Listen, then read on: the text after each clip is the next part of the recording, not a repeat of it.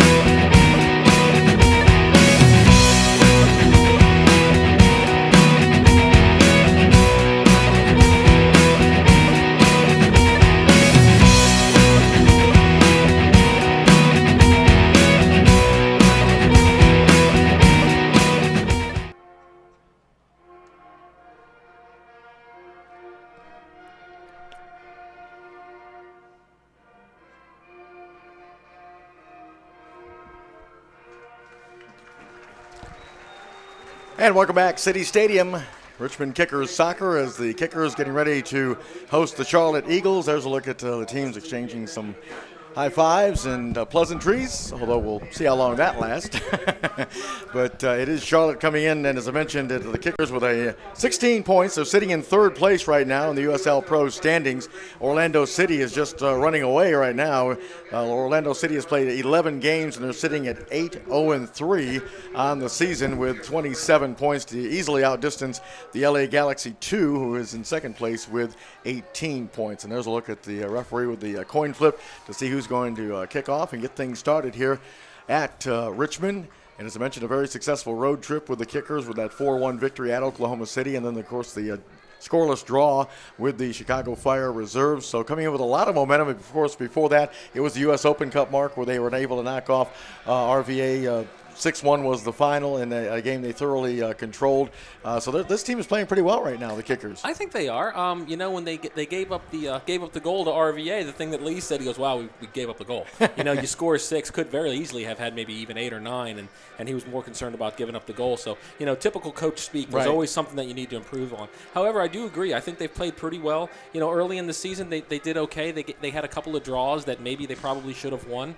But they've looked good. I think the last 3 weeks, I thought they've done really well. They're beating. I'll tell you what, Mike. They're beating the teams that they're supposed to beat. They beat Arizona 4-0. They beat Oklahoma City 4-1. Teams that are young, that are brand new and struggling a little bit. But that's a sign of a good team. You go when you beat the teams that you're supposed to beat. Ryan, as I mentioned, the Kickers have lost 2 straight to Charlotte last year in the semifinal round of the playoffs, and of course earlier this season.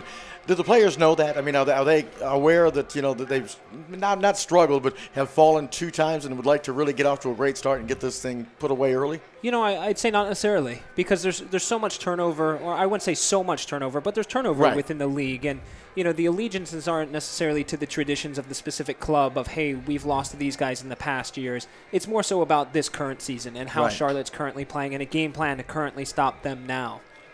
So there's a look at Willis in goal for Richmond. Richmond will be in the red uniforms, and Charlotte will be in the gray tops with the blue shorts. As you look at their goalkeeper, that's Brock Duckworth, as he is into the lineup for Charlotte this evening.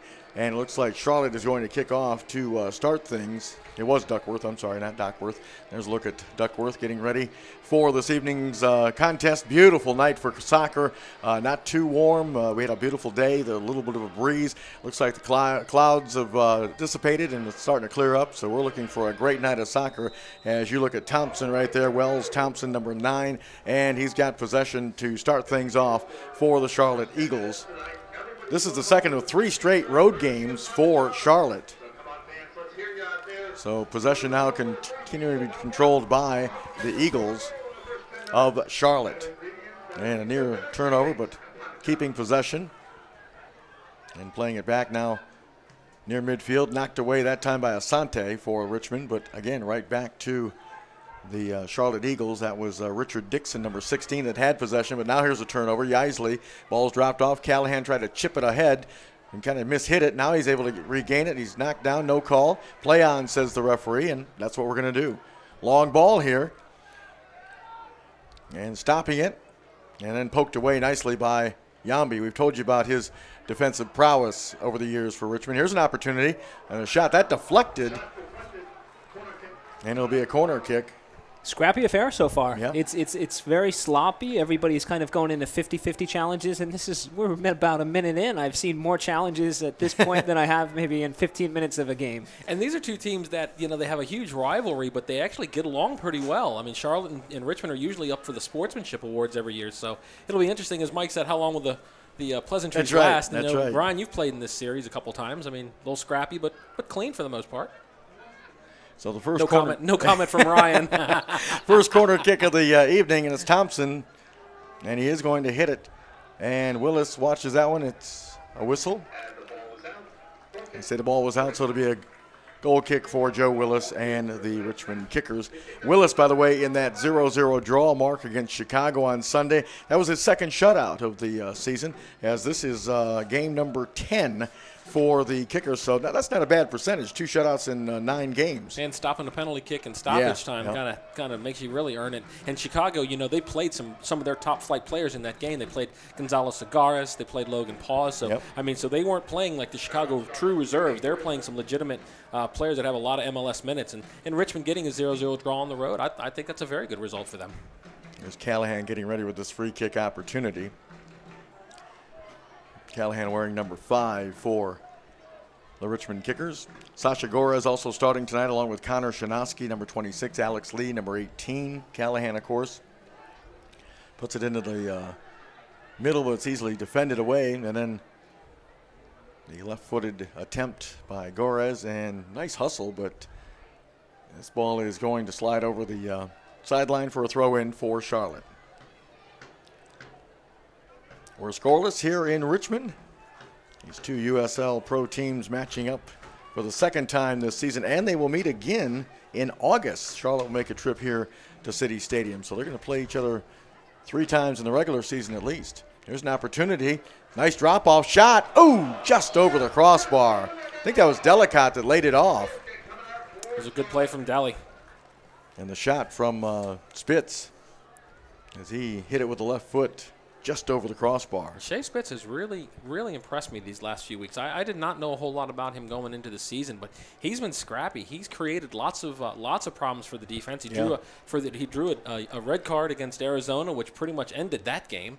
So I really like what Spitz is doing. He's really fiery, and I think he and Deli form a nice little tandem up front. I'll tell you, Mark, he's brought a lot of energy. And I think it was an energy that the Kickers were lacking in order to unlock teams. And he's been able to get in behind the defenses, run beyond Matthew Delicat, and he's very energetic as well. And, whether or not he provides more energy off the bench or off the start, it looks as though Lee Calishaw has started to really see a lot of value in starting him for the 90 minutes. What's really interested me is, again, and I'm going to say this hopefully for the last time this season, one of the big questions that we had coming in was who was going to replace Nia Zamba and Gwenya and Ownby, as far as not just the goal scoring ability, but athleticism. You look at Spitz, you look at George Davis IV, you look at Samuel Asante, and I think athletically they're just as good. Here's an opportunity. Balls. Oh, and Duckworth got a right hand on it. Has Yaisley, a beautiful ball by Delicat to set him up, and we've got a Charlotte player down.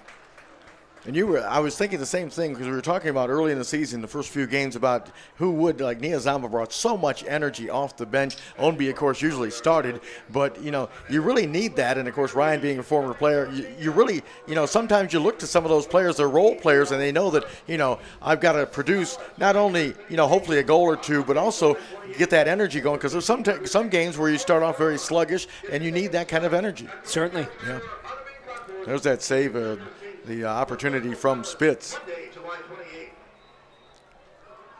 See a look at Shea Spitz. Here's the corner kick, and missing the header that time, and Delicat will try to track it down, and drops it back now to Asante. Into the box, it's headed away. Here's Spitz trying to settle, flicks it, and that ball is controlled by Richmond.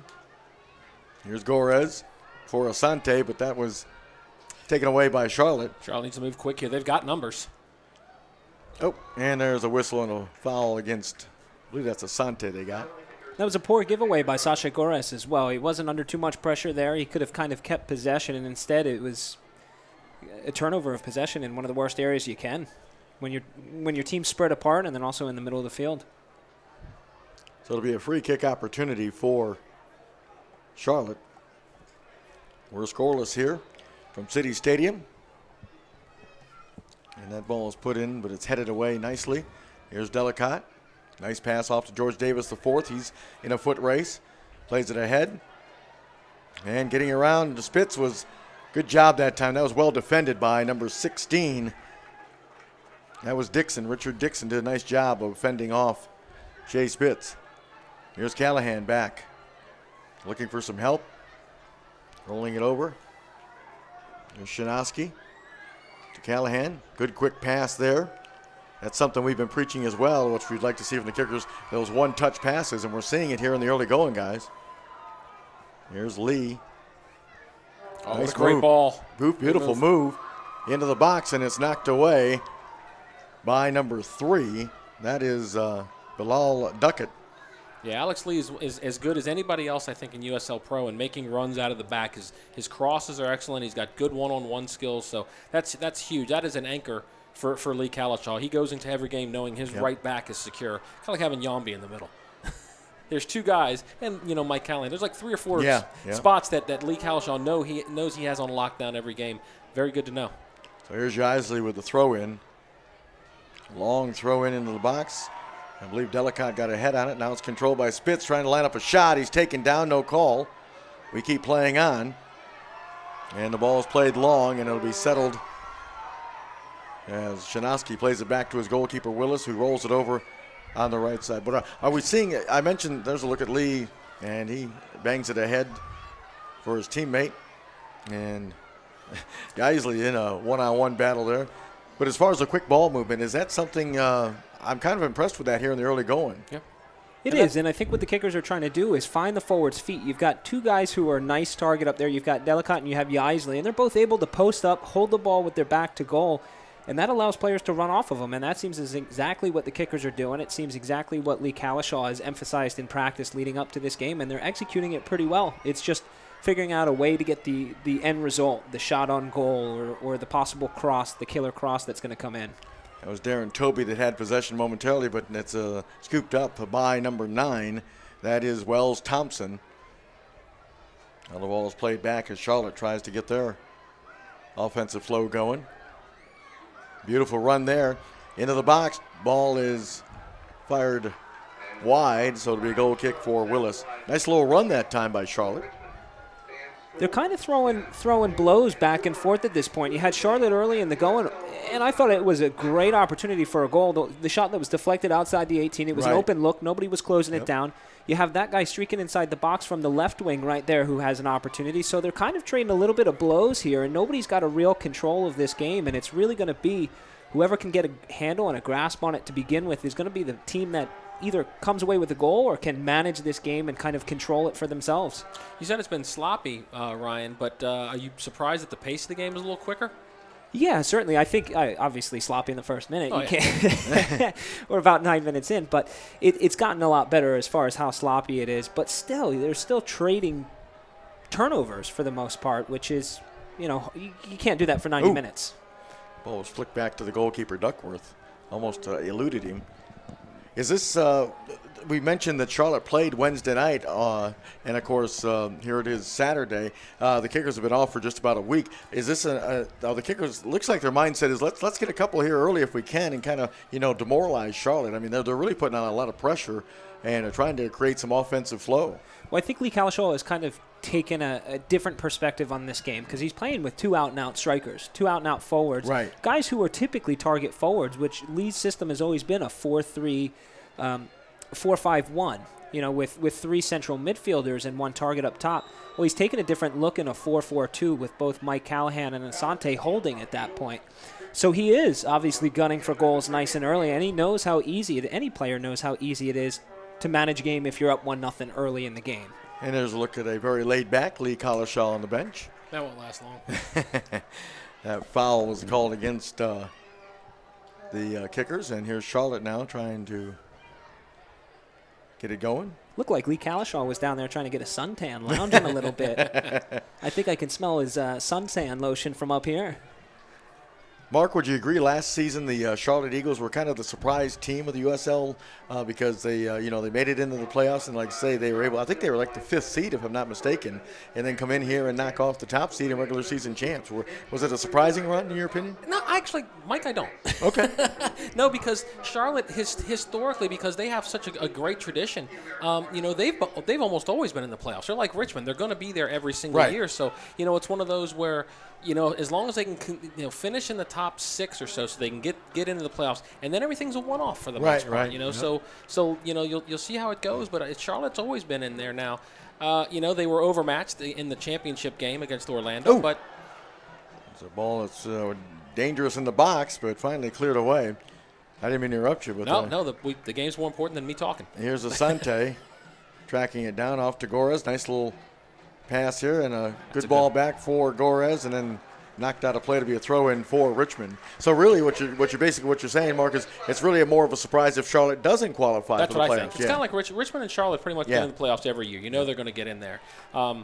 More surprising was Richmond's run last season, only losing one game. Right. Because that doesn't normally happen because the league is very much – there's a lot of parity in the league historically. And as I mentioned, you see that now, Ryan. You see Orlando City sitting there unbeaten after a few games, and they've got a nice – there's a shot into the middle of the box. But they've got a nice little advantage right now over second place LA Galaxy 2, as I mentioned. Oh, yeah. Orlando's dominant at this point in the season. And the way that I see Charlotte, for the most part, if there's any EPL listeners, is Wigan. Obviously, Wigan's dropped out of the English Premier League, but Wigan had a tendency to be very near middle of the table or bottom of the table, almost relegation zone come middle of the season or Christmas time, and they had a tendency just to win a streak of games towards the end of the season and be able to get on a good, nice run towards the end of the season.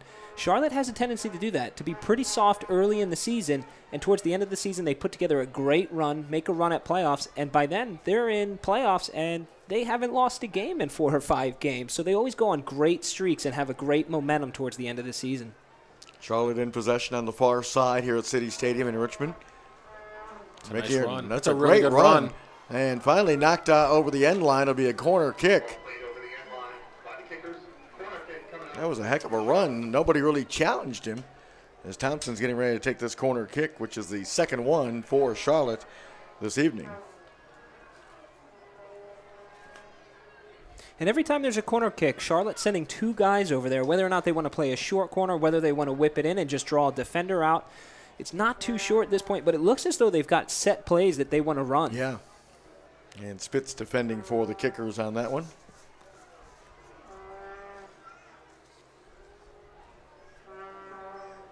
Here's a look at, again, and another short corner here. Now they into the middle. It's headed away, that time by Alex Lee. Charlotte will maintain possession. Good ball and just a little bit too much on it. And it'll be a goal kick for the Kickers. I'm surprised the way that the Kickers are defending corners, because it seems as though they're sending back both Delicott and Jason Yaisley inside of the box. 2 big guys, obviously, who can win headers, but they're not leaving anybody high. And in a sense like that, Charlotte, at least any corners, and you'll see a lot of goals that come off of your own corner, just because you're so exposed, you're in your own box, and players don't really track back. For Richmond not to have a guy high on an opposition's corner seems a little bit strange for me, whether it's a fast little guy like Shea Spitz or Asante. So here is Richmond in possession. Callahan, again, that quick one touch, but it's read beautifully by Charlotte. Here they come on the counter. Thompson lets that ball go. Now Thompson gets it, drops it off. Here's a shot, and Willis had to smother that. Nice little combination right there. Yeah, not a good turnover from Callahan there. Richmond had Charlotte had 5 guys attacking that time. I think they needed to move the ball a little bit quicker, maybe had a better shot on goal. There's the ball played back. Pressure on Shanoski, but he's able to maintain. Now Yambi back in inside his own box. Now here's Samuel Asante playing it off to Gorez. Back to Asante. Rolls it over to George Davis IV. He's came a long ways back to pick up that ball. Now taking a look. Long ball for Yaisley. Yaisley chests it down to Delicott. Delicott trying to get free for a shot. Now he'll drop it off to Callahan. He'll play it wide to Alex Lee. Richmond building here. Here's Lee. Got some time. Now puts it into the box, and it's headed away by Charlotte. It'll be a corner kick for the Kickers. And Deli was sitting waiting on that. If he does not jump up and get that ball, here's a replay there. Yeah, here's the run by Charlotte. Nice move there, and a beautiful drop off right there by Thompson, and then the shot. And Willis does a great job of smothering that. And they were just trying to curl that back post, try to catch Joe Willis off and just put it back where it came from. And that was a very, very good play for Charlotte. That was probably Charlotte's best opportunity so far. So here's Callahan ready for the corner kick, which I believe is Richmond's second. And again, he goes with kind of a short corner. Here's Gorez putting it into the box. And we'll float it over a couple of Charlotte players, but it's now Asante stepping up and winning that 50-50 ball. Dropping it back to Gorez. He takes a look. Trying to find Yambi. Yambi heads it to the middle of the box, but the flag was up, offsides. As you look at the assistant referee, he had the flag up. So Yambi and Shanoski will both trot back to their defensive positions for the Kickers. No score here at City Stadium. Mike Neville, Mark Bushman, and Ryan Hines along with you. Hope you're enjoying our coverage. And here's the kick for Duckworth. That ball's headed away, but it's turnover. Nice little give and go here. Number 18, Darren Toby, got a foot on it. And a throw in for Charlotte. Looks like it's going to be Giuseppe Gentile who will throw it in. Guess he didn't like that barrier there. Kicked it over. I don't think he was a fan of the sponsor. What did Henrico Doctors Hospital ever do to him? Right. There's the ball played back by Charlotte. Rolled over to number 16. That's Dixon. And now Gorez. Callahan double team, drops it back to Gorez, and he tried to get it out of play, but it was a nice job by Charlotte to keep some possession. Here's Gorez again. And Sasha chips one over to George Davis IV. Charlotte's I'm sorry, Mike. Charlotte's some good high pressure there, not letting the Kickers get comfortable and build out of the back, which is a lot of times when you see a road team, especially and it's a little warm out here tonight, they'll sit back and counterattack. And as Ryan was saying, Charlotte's not really doing that. They're pushing some numbers forward and getting that high pressure there. Yeah, Charlotte's typically a very, very fit team as well. So you never expect to see them kind of sit back and they put forth their full effort for as long as they possibly can. And the nice thing is they've got a bench full of guys who are willing to put in the effort and also are fit as well. Kind of a wasted opportunity there. Asante made a nice steal and run, but then just kind of chipped it over into some open space that there really wasn't a kicker in the area code. 50-50 ball, chested down by Charlotte. Here they come. That's Thompson again. He's been very active in this first half. Wells Thompson for Charlotte. This time Toby sends one over. Excuse me. Here's the shot, and Willis handles that. Shakiri sent that over, number 2, Fred Shakiri.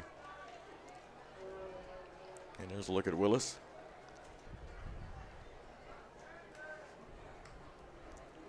It's away a nice punt. And that ball's headed away by Charlotte. Out of play to be a throw-in for the Kickers.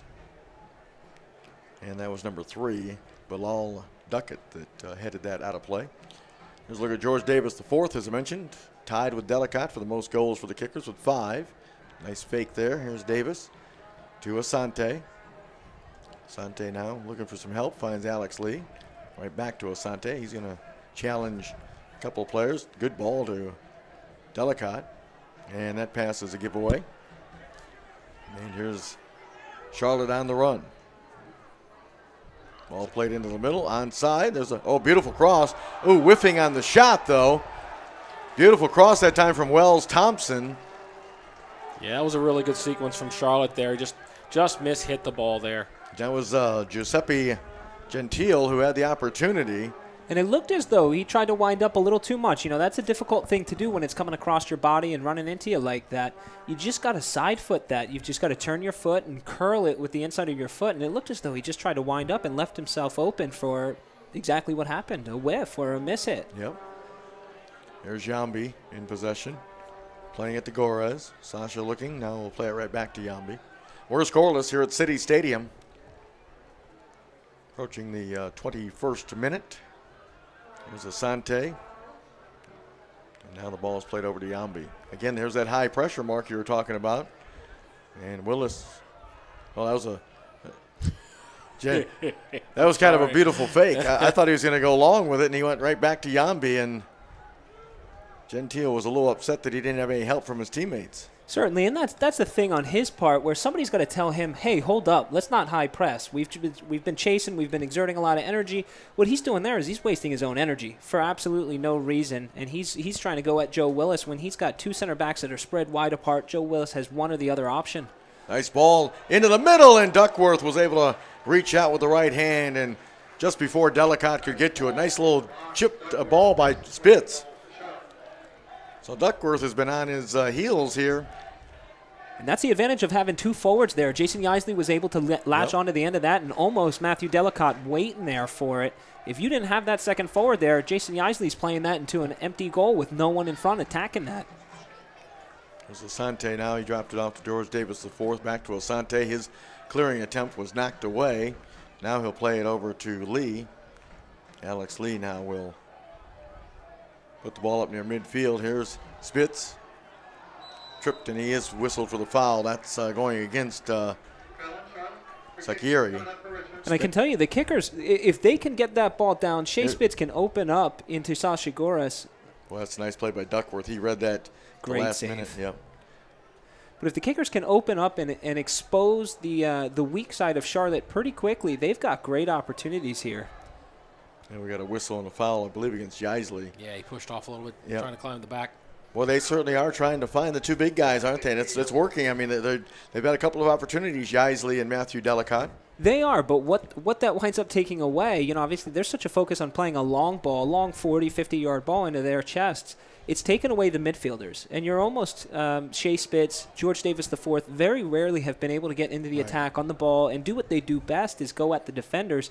And it's got to be a bit frustrating. Obviously, having been a winger, you get a bit frustrated when the ball goes over your head. There's some numbers to show. Oh, a nice block that time by Yambi. I believe that was Thompson that had a clear path. There were 3 kickers that challenged that 50-50 ball. All 3 of them hit the deck. And Charlotte had some numbers there, Mark. And, again, Thompson's shot, Yambi timed it perfectly, much like an NHL defenseman, just dove and blocked it. Yeah, absolutely. No fear there. No. But I was surprised, 3 kickers on that that 50-50 ball, and they all 3 collided, and I thought that was going to be dangerous, but Yambi made sure it wasn't. Here's ball played back to William Yambi. And the veteran now drops it off to Callahan. Here's Callahan at midfield to Asante. Back for Callahan. Got a little bit too much on it. Went over his head.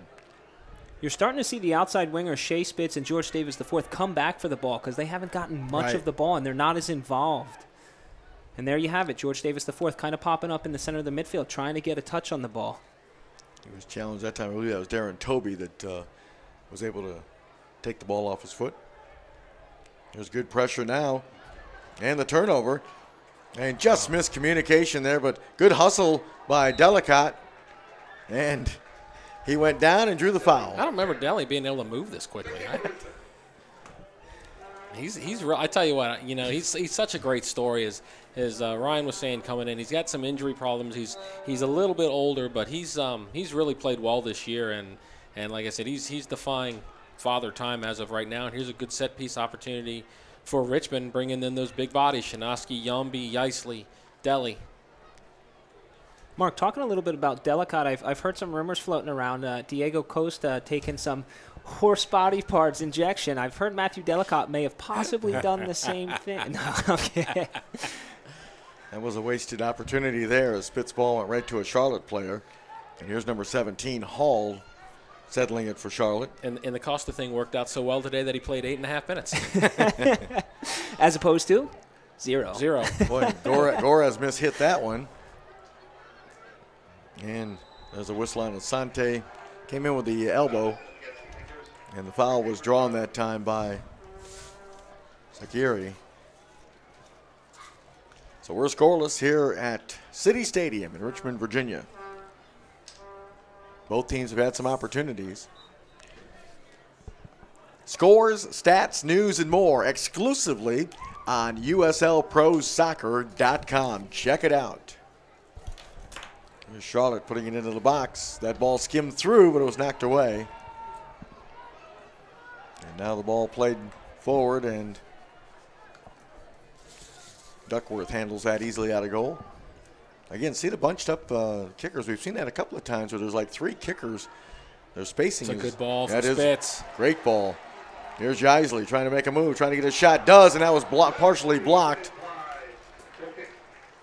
No, it wasn't blocked. I thought he got a foot on it, but.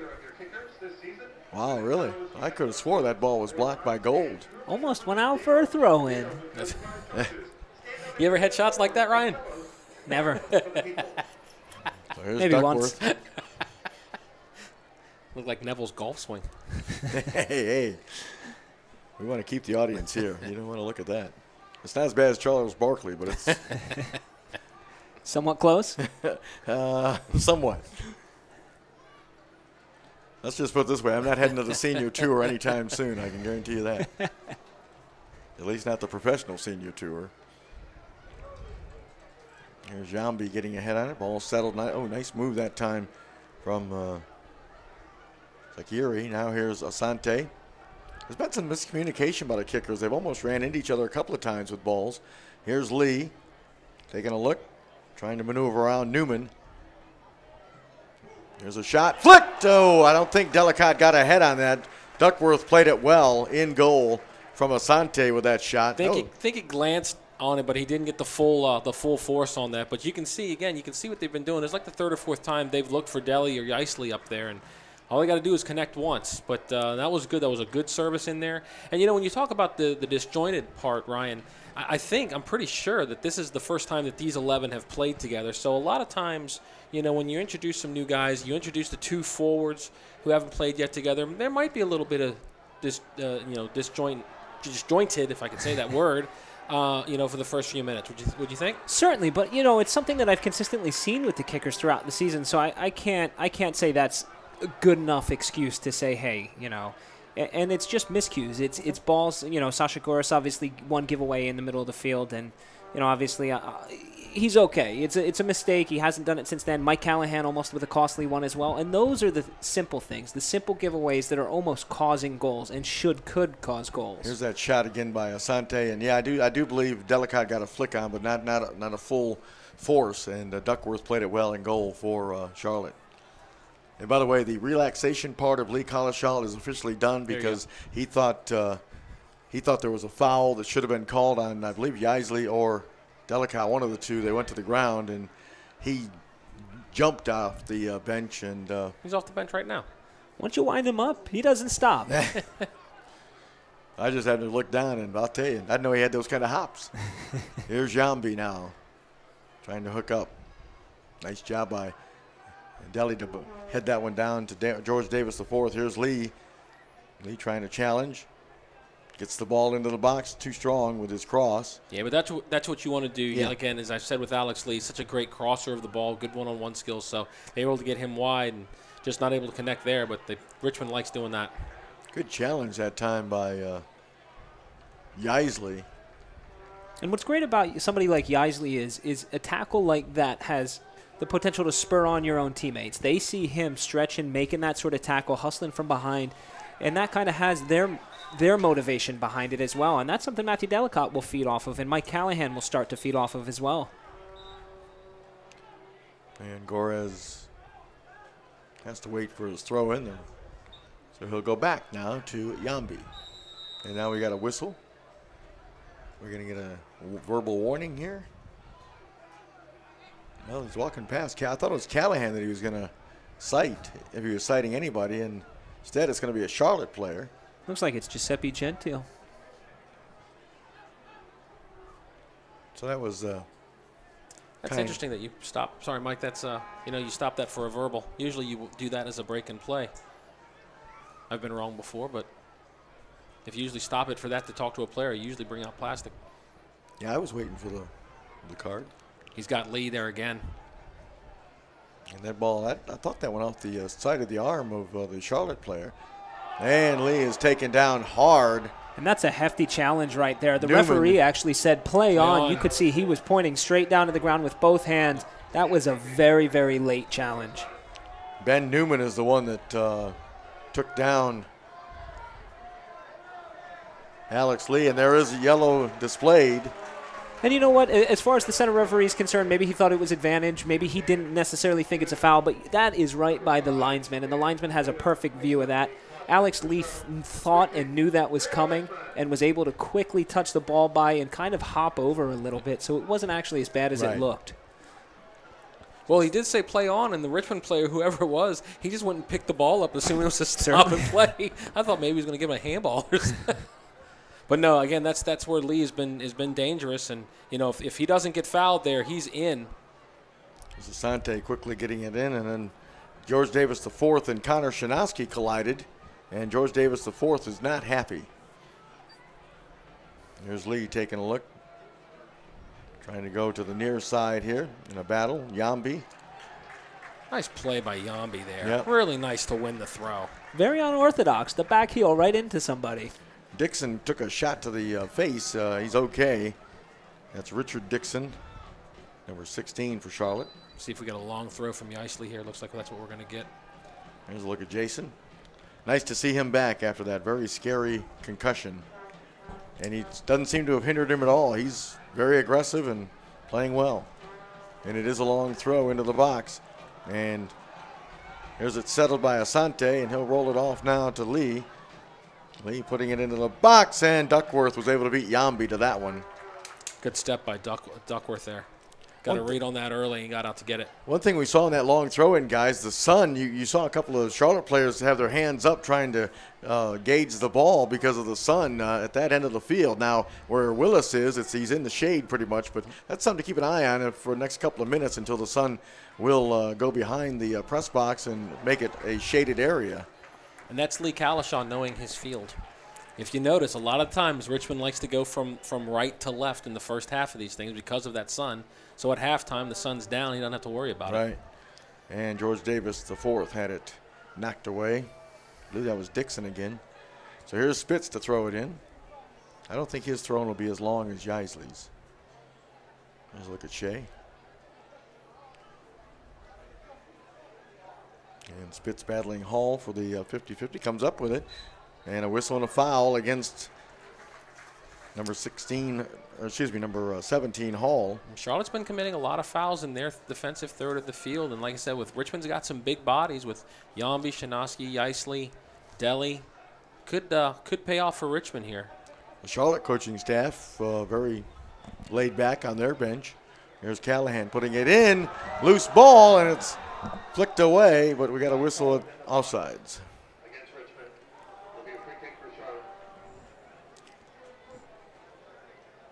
Duckworth talking to his defenders, rather emphatically, I might add. And while there's a quick break in the action, normally, folks, we take a little bit of break at halftime so we can get some water and let you guys get some water and rest up. But we're going to talk a little bit about the U.S. men's national team.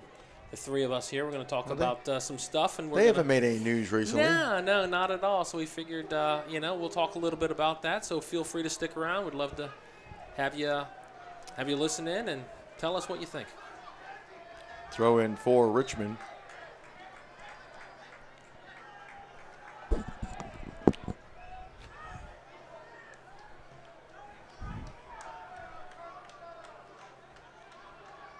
There is Asante now with possession.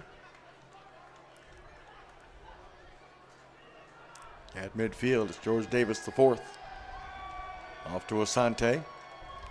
And he drew the foul. There's a look at Samuel Asante, number 28. And the restart into the box. And that ball is controlled now by Hall. And Hall still in possession. Oh, and then rolls off his foot out of play. That was nice from Spitz. He actually created that. Bumped him just a little bit and threw his rhythm off. So good play from Spitz. There's the ball played over to Shinaski.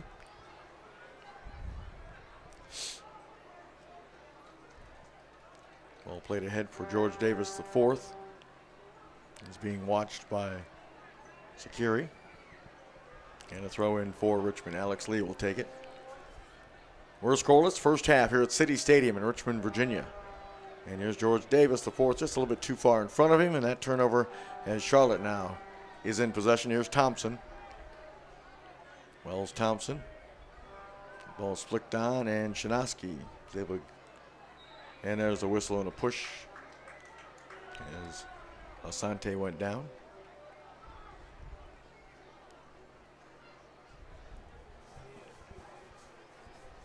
So the Kickers with the free kick opportunity. Shinaski rolls it over to Yambi.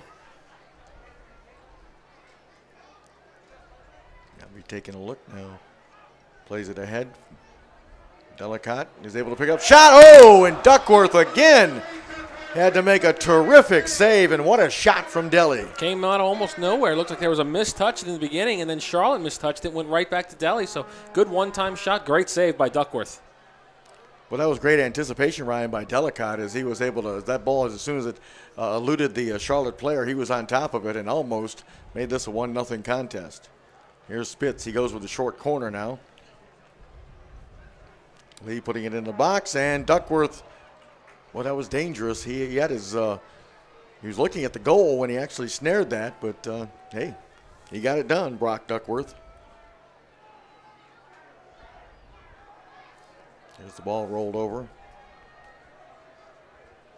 Charlotte in possession. All kinds of time and space.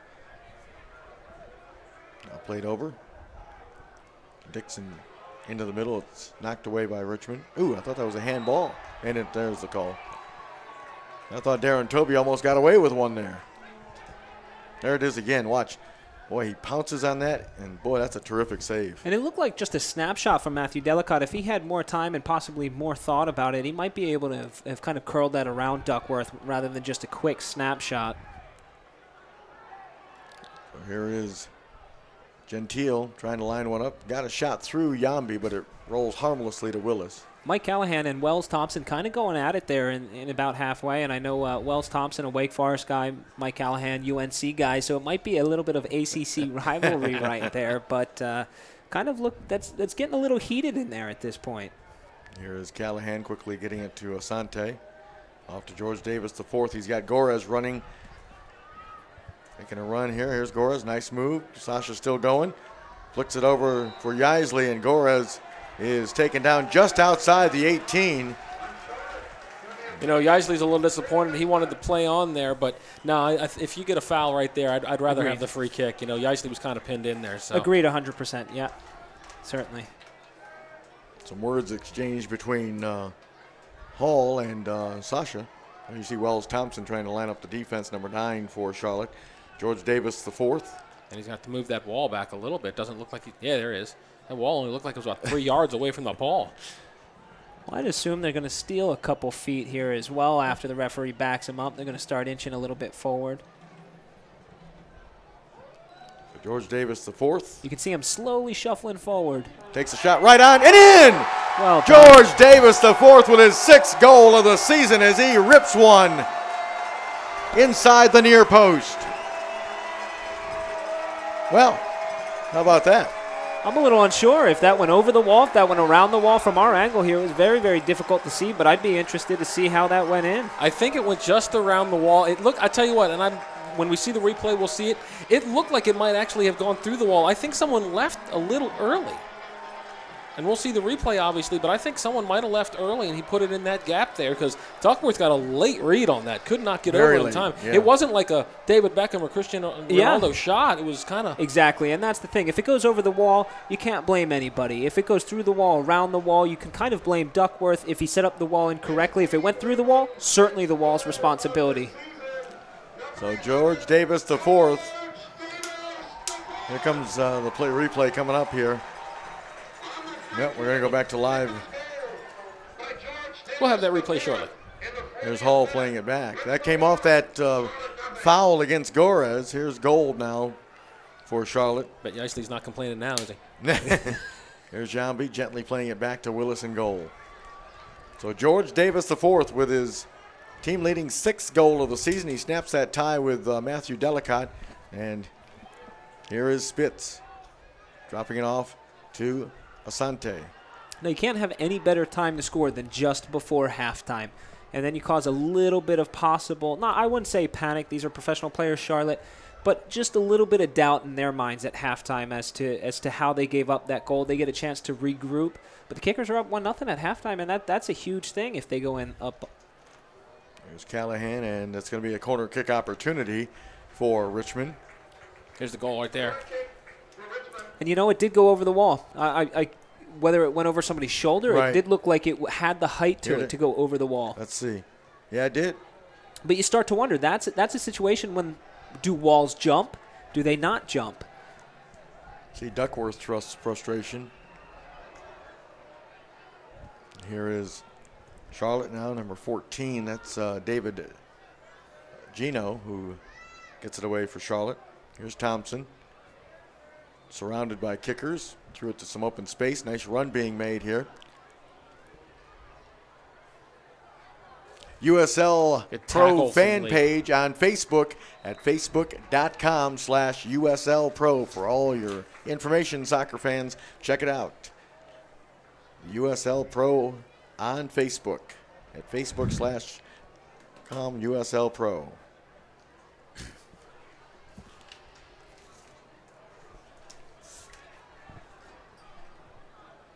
So here's Willis. We'll see that replay a couple more times, hopefully. Try and figure that thing out. Yeah, it was kind of sneaky. I really, one angle it looked like it didn't go over the wall, but then another angle it looked like it did. No call. Play on, says the referee, and that's what we're doing. Ooh, Yambe with a giveaway to Hall. Ball dropped back. Sakiri is able to hook up with a teammate. It's number 18, Darren Toby. That ball almost went over the sideline. Looking into the middle, nicely read that time by Yambi. And Delicat's clearing attempt hits Spitz. Here's Callahan. Oh, he was rudely thrown to the ground by Gentile. There's Lee with all kinds of real estate again out there. Good quick restart by Callahan. And that ball is headed away by Charlotte. Winding down this first half here at City Stadium, 1-0 Richmond advantage on George Davis IV's sixth goal of the season. Charlotte in possession. Ball played back. And here's Thompson. Thompson off to number 16. That's Dixon. Loose ball. It's picked up by Thompson. A shot. Hit the crossbar. And then it's flicked out of there by Alex Lee. That ball's played into the middle. And then, Gores chested it over the end line. It'll be a goal, or excuse me, a corner kick. And that absolutely rocked the crossbar. Yes. Great from Wells Thompson, who's quite a good player. Wells Thompson has been at New England Revolution for quite some time, and he's been very, very active in this first half, and he's been one of the key focal points for Charlotte. Well, the Eagles just missed tying this thing up here in the dying moments of the first half. Again, here's that interesting corner kick. They've got two players. And now here's the short corner. It goes to David Gino. He tried to spin away. Good defense that time by Spitz. But he gave it right away to Thompson. And that cross deflected off a Richmond kicker. There's an opportunity inside the box. And the battle is won by Richmond. And now clearing it ahead. On the run is Delhi as he challenges, and now they play it back to Duckworth in goal. And he quickly gets the restart going as he hooks up with Matt Gold. Gold off to Toby.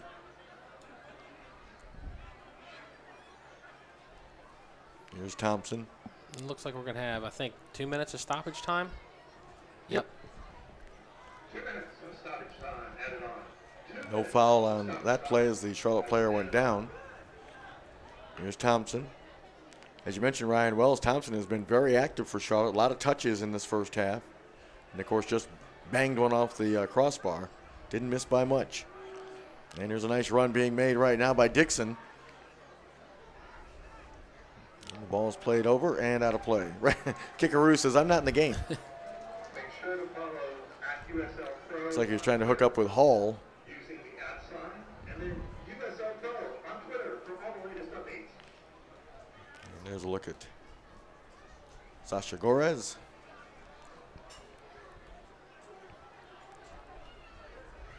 And Yaisley's able to nudge it forward. And here's Hall for Charlotte. Down the near side. Nice move inside of Gores, but there's Jambi coming across.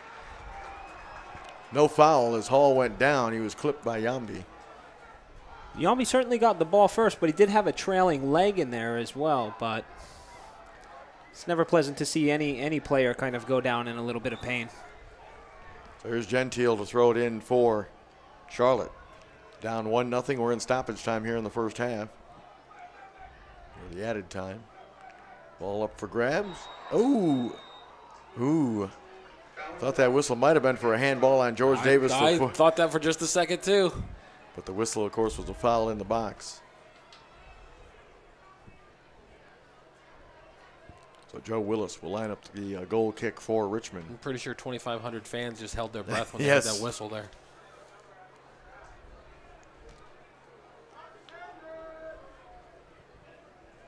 And that ball's headed over the sideline.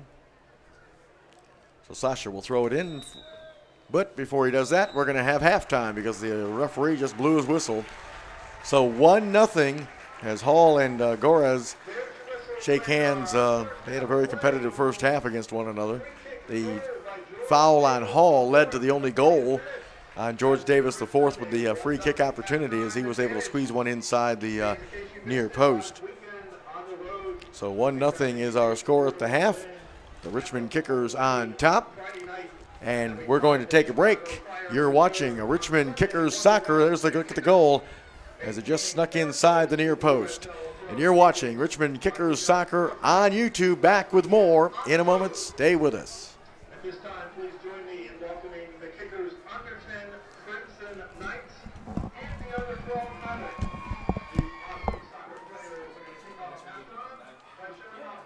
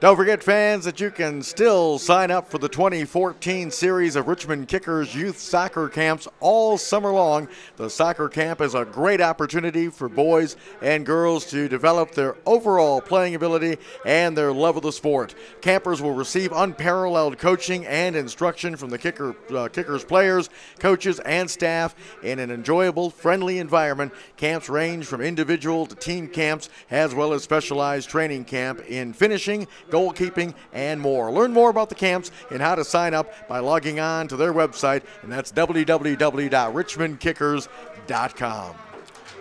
The broadcast of this match is authorized by the Richmond Kickers. Any rebroadcast, retransmission, or other use of any image, sound, account, or description without the express written permission of the club is strictly prohibited. Tonight's match was produced for the Kickers by Tourbeau Sports Group, the official video production company of the Richmond Kickers. At this time, we would like to take a brief moment to thank some of our major sponsors for the 2014 season.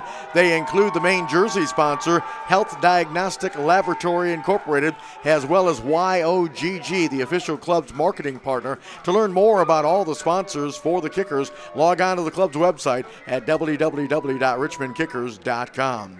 We would also like to thank the official apparel provider, Adidas, a sponsor of the Richmond Kickers. Be sure to grab your official Kickers merchandise online or right here at City Stadium on game days. And don't miss our next broadcast coming up on June the 7th. The Kickers will be at home right here at City Stadium. And, of course, we'll have it for you live on the official Richmond Kickers YouTube channel. It's 1-0 Richmond on top, and right now we're going to turn it over to Mark Bushman, and we're going to talk about the World Cup here coming up. Of course, it's getting ready to start in next month, about the middle of, June 14th? Is that what it is? June 12th. June 12th, June okay. 12th. They didn't want to start on Friday the 13th, so they so they're in on June 12th. And, Ryan will be back in just a second, but I guess obviously the topic that's on everybody's mind is not not necessarily who made the team, but who didn't make the team. And obviously, you're talking about Landon Donovan, but also, you had guys like Michael Parkhurst who played a role in qualifying. Brad Evans who played a role in qualifying. Eddie Johnson wasn't even called into the last 30. So, it was interesting. I can see the arguments both for and against Landon getting in.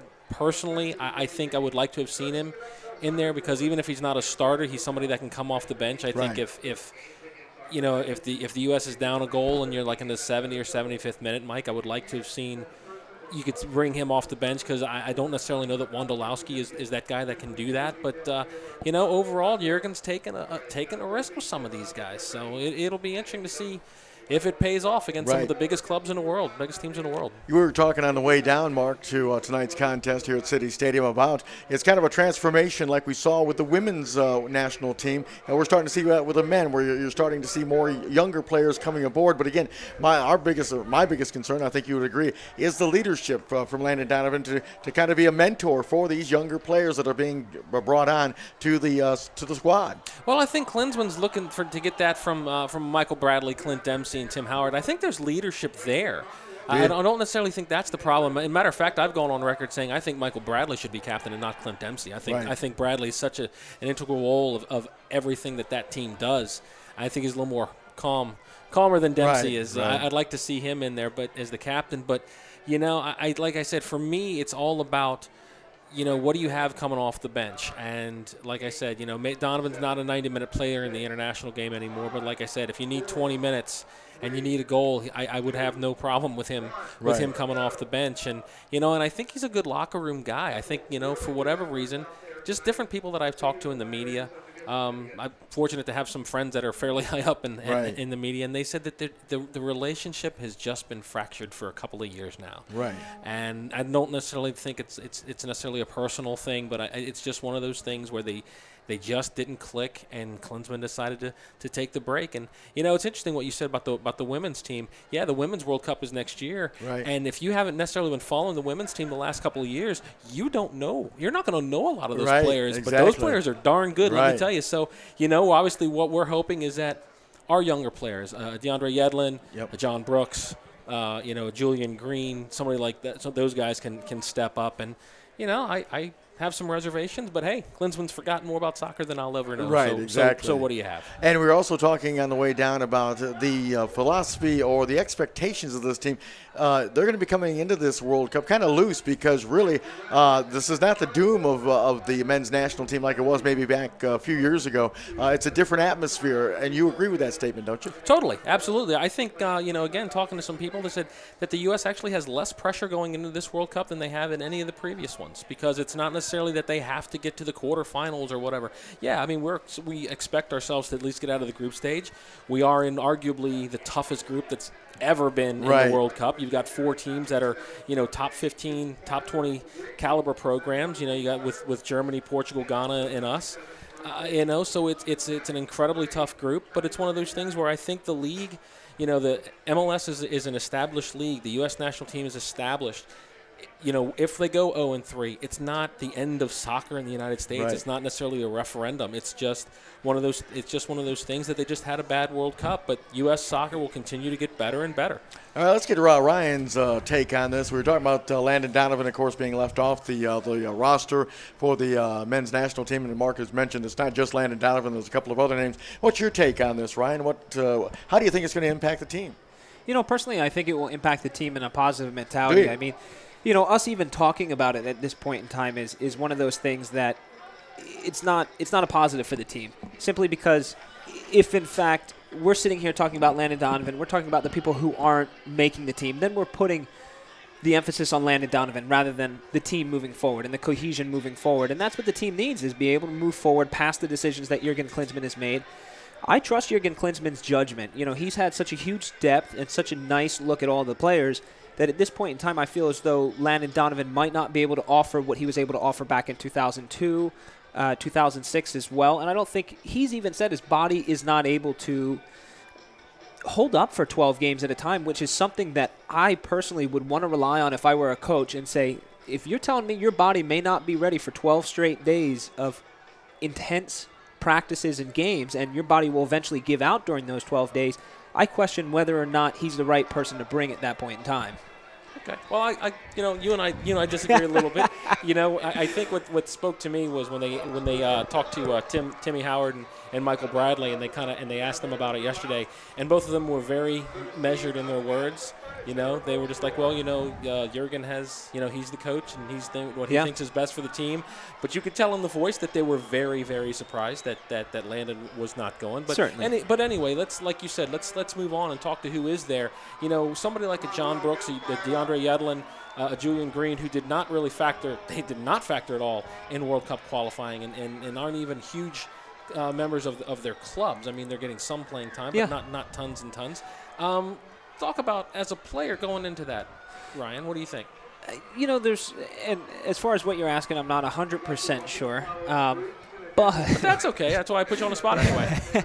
But I will say, there are certain surprises. A player, you obviously mentioned John Anthony Brooks, who, quite frankly, over in Germany, was not having great games and a great season, and has had a lot of small errors that have cost his team. Somebody like Timmy Chandler, who's played 2 times since I think it's February or even March, whether or not he's the right guy and fits into the mold of this U.S. men's national team, or even if he's game fit, is a question for me. Obviously, if you're fit and you have endurance, it doesn't mean you've been touching a ball throughout the past 6-8 months. So you look at a player like Landon Donovan, who may not have been consistent in the past, couple months of MLS season, but you look at a player like Timmy Chandler and you say, well, question mark, he hasn't been playing consistent soccer because he was injured. Going into this, obviously, they're preparing for a specific goal. Number 1 is Ghana. You have to take points off Ghana. Number 2 is you have to draw Germany or Portugal. Portugal's the second game, and I think 4 points will do it for this group. You see Germany as a powerhouse, but they're having a lot of trouble at this point with their midfielders. They've lost the benders. There's 2 midfield benders. Schweinsteiger might be out.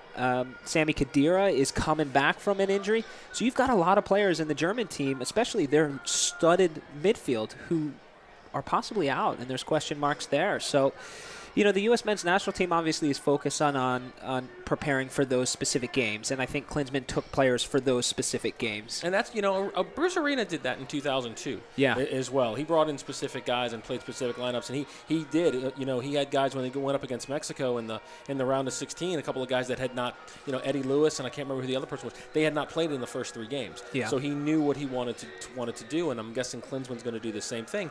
You and I were talking pregame, maybe DeAndre Yedlin, because of his speed, maybe he's just going to man mark Ronaldo. Yeah. And basically just try to make it a 10v10. Yep, and that was just off the cuff type of thought.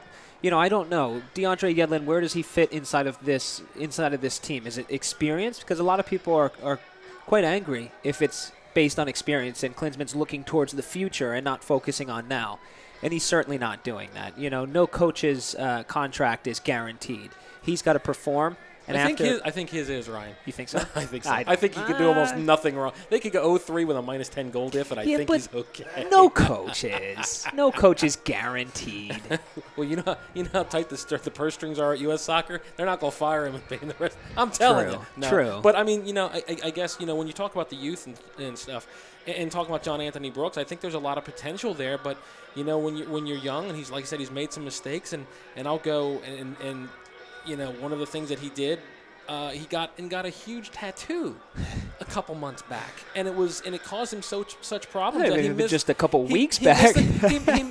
He missed training time, and the coach was furious about it. It's a sign of immaturity. Yeah. So I mean, we were all young and did dumb things like that, but you gotta wonder. Hopefully, he's past that and not going to do something that stupid again. But I mean, nothing wrong with getting a tattoo, but get it in the off season. Youth and inexperience is good in an attacking position. Youth and experience, from my point of view, in a defensive position, is a little scary because you rely on experience. You rely on past experiences of where I need to be in positioning in a defensive area. So DeAndre Yedlin, my thoughts were possibly mark Cristiano Ronaldo. He's quick, he's fast. Maybe he can help take Cristiano out a little bit. And here, we're talking about the U.S. men's national team, and we've got some highlights there from the goals.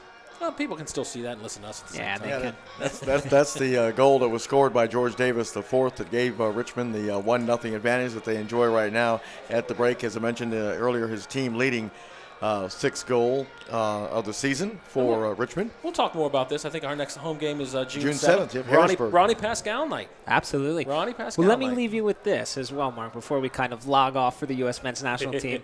And just finish my thought there about youth and inexperience. It's good as an attacking position, and you look at players like DeAndre Yedlin, maybe even a Breck Shea, who's a wild card. You don't know exactly what they're going to do going forward, and that's good because people don't read them. Defenders don't read them very well, and they can add just that little bit of wild cardness into the U.S. men's national team, somebody who's willing to take players on. 2002, I think, was the perfect example of that when you had Donovan and Beasley, who nobody outside of the U.S. knew. They're 20-year-olds. There was no fear factor, and you saw how incredible they were in 2002 as far as attacking. They just didn't care. So, but I agree with that's a great point about the defending. Young players are fearless. Yeah. And that's scary on the defensive end. Right. So we're at the break here, getting ready to crank up the second half. 1-0 Richmond. You saw the goal from George Davis, the fourth. Charlotte almost tied this thing up later in the first half, thanks to Wells Thompson. He rang one, and I do mean rang one off the crossbar for Charlotte, but they were unable to get one past Joe Willis. So it's a 1-0 Richmond Kickers advantage. And as Mark mentioned, the next broadcast game is going to be on June the 7th. That's a Saturday night.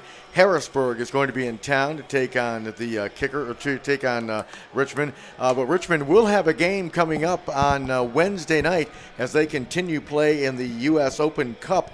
They are going to entertain New York Greek American Atlas SC. Boy, that took about 4 days to pronounce.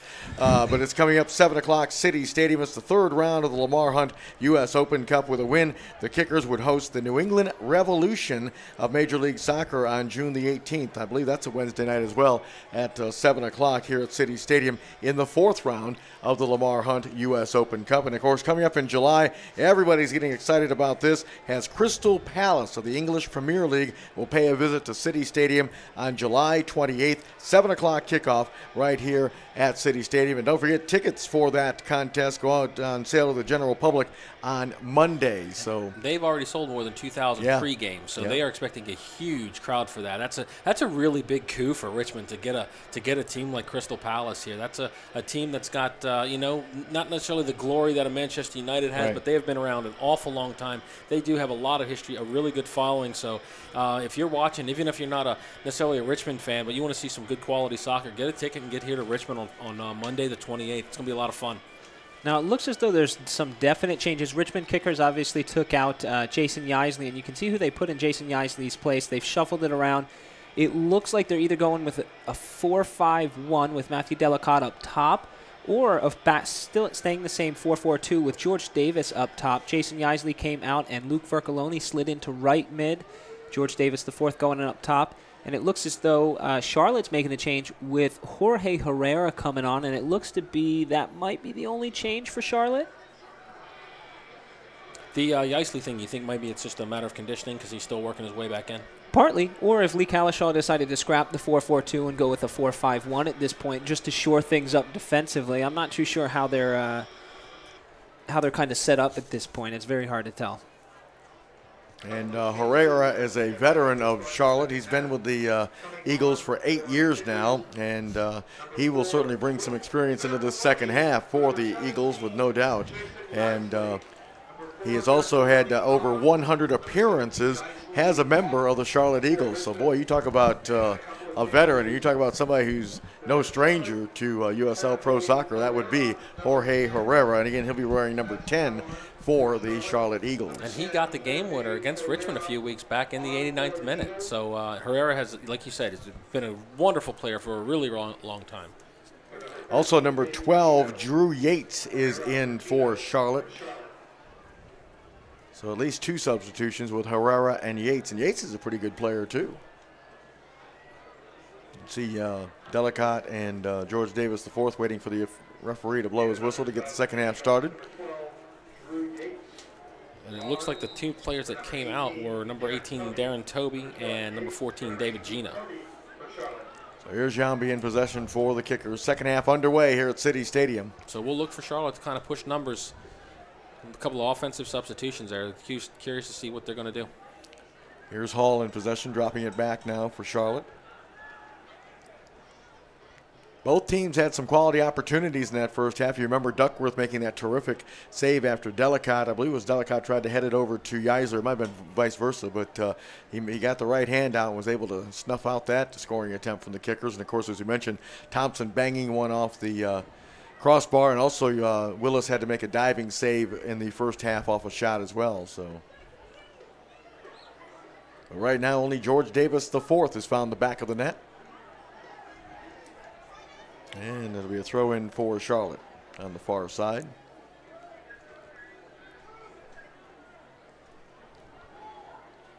And they go with a toss to Hall, and they'll get another throw-in. Again, Charlotte coming in mark of 3-5-0 on the season. And Richmond sitting at 4-1-4. If you're computing, that is 16 points for Richmond and just 9 points for Charlotte. But as Ryan mentioned in the first half, Charlotte is notoriously known as a kind of a slow starting team, but by mid to late season, they're going to make a push probably for the playoffs. Well, I'll tell you as well that, very rarely in this season thus far have they not scored a goal. And that's a testament to Drew Yates and also Jorge Herrera. So I'd expect that the Charlotte team is going to take it up a little bit inside of this second half, especially with Wells Thompson still in there. And he was kind of dictating the flow of the game for both teams at this point. There's a corner kick for Richmond. First one of the second half for either team. Look how they're lined up in front of goalkeeper Brock Duckworth. And there's the kick. Flicked off a Charlotte player, and Spitz is able to track it down. Almost overran the ball, was able to maintain possession, and now he's being harassed. And they're going to say it's a Charlotte throw-in, much to the dismay of Spitz. Seemed to like a whole lot of work for absolutely nothing. It seemed as though he kind of laid that back and recycled it back out. Here's Newman to throw it in. I believe Newman received a yellow card in that first half. Here's Yates trying to push it over, and there's a steal by Spitz, and he couldn't quite twist away from Thompson. Nice move by Sakiri. Well, almost a giveaway there as Hall was threatening Yambi, and it's going to be ruled a throw-in for Charlotte. Couple of lazy balls from Gores, I think, so far tonight, Ryan. That's like the third or fourth one that he just kind of tapped. I'll give him the benefit of the doubt. I'd say second. Not tapped. Obviously the one in the first half that he kind of tried switching the play and just hit kind of a dud of a ball through the midfield. And that one was certainly a hospital ball for William Yambi, and that's a dangerous thing. So here's Gentile to throw it in for Charlotte. And he's going with a long throw into the box, and Willis was able to grab a hold of that before the Charlotte player could get there. And I'll tell you, one of the things that we liked so much about Andrew Dykstra last year was his ability to quickly get the ball out of his hands. Yeah. When he got the ball in his hands, whether it was off a corner, whether it was off just a shot, he was immediately, and I've seen this in Brock Duckworth so far for Charlotte, he's ready. He runs up to the top of his box and wants to restart the play quickly. Willis has a tendency to hold on to the ball a little bit, and that was something, and I'll tell you, I think there might have been 2 or 3 goals that came directly off of Andrew Dykstra last year of his quick distribution. Here's Shinosky playing it ahead, gets the pass right back. Dykstra's got one of those Justin Verlander type arms. And it just and he was, it wasn't just throwing it to a spot. He was hitting guys on the run, and just, some of those that you're exactly right, Ryan. I remember specifically a couple of goals last year. He's hitting guys in stride 45, 50 yards down the field, and that's as good a way to get a counterattack started as anything else. Certainly, or it could have been a quick side volley, something to that extent, but he was always looking to do that. And when you do something like that, it has the opposition's defense on their heels, ready to run backwards. So it opens up space in front of those defenders when you do play the long balls. It's just a matter of players turn off really quickly when a goalkeeper has the ball in his hands because they have a tendency to think, hey, he's going to hold on to it for a little bit of time. We get reset. They turn away from the goalkeeper, and sometimes you can take advantage of that. And that might be one of the things here in the early going that some of the players who were here last year are having a hard time adapting to, because they're used to, like you mentioned, Ryan, a quick restart, and, you know, they're not getting it. Well, it's one of those things that all players on the field kind of turn off for that time. Right. And want to take a bit of a rest because you're out there working so hard. Well, that's a great job by Lee to save that ball from going over the sideline. Here's a cross, and nobody home on the far side. And Richmond squandered an opportunity there. Here's Thompson, Wells Thompson, who's played a heck of a game for Charlotte in this first half or so, a little over the first half. Gold played it ahead for Charlotte. And now Lee will watch it go over the sideline.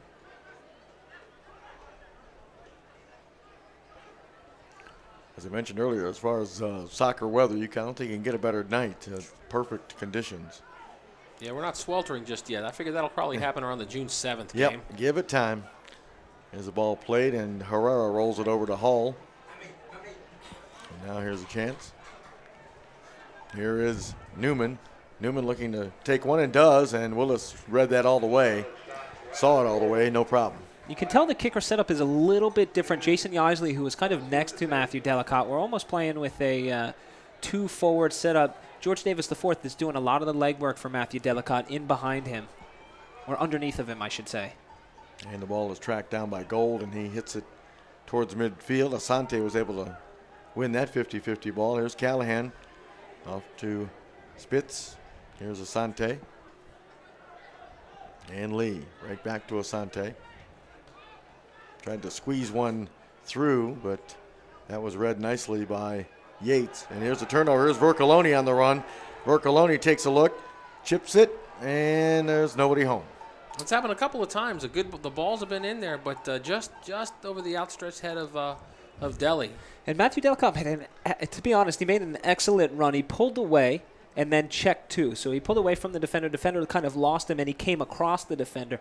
That's a ball Luke Vercoloni needs to realize and look at what Matthew Delicott's doing, because Matthew Delicott wanted the ball on the ground and actually had an opportunity to do that. Luke Vercoloni just got it mixed and just tried clipping a ball into Delicott's head. Corner kick now for Charlotte as Lee knocked it out of play for Richmond.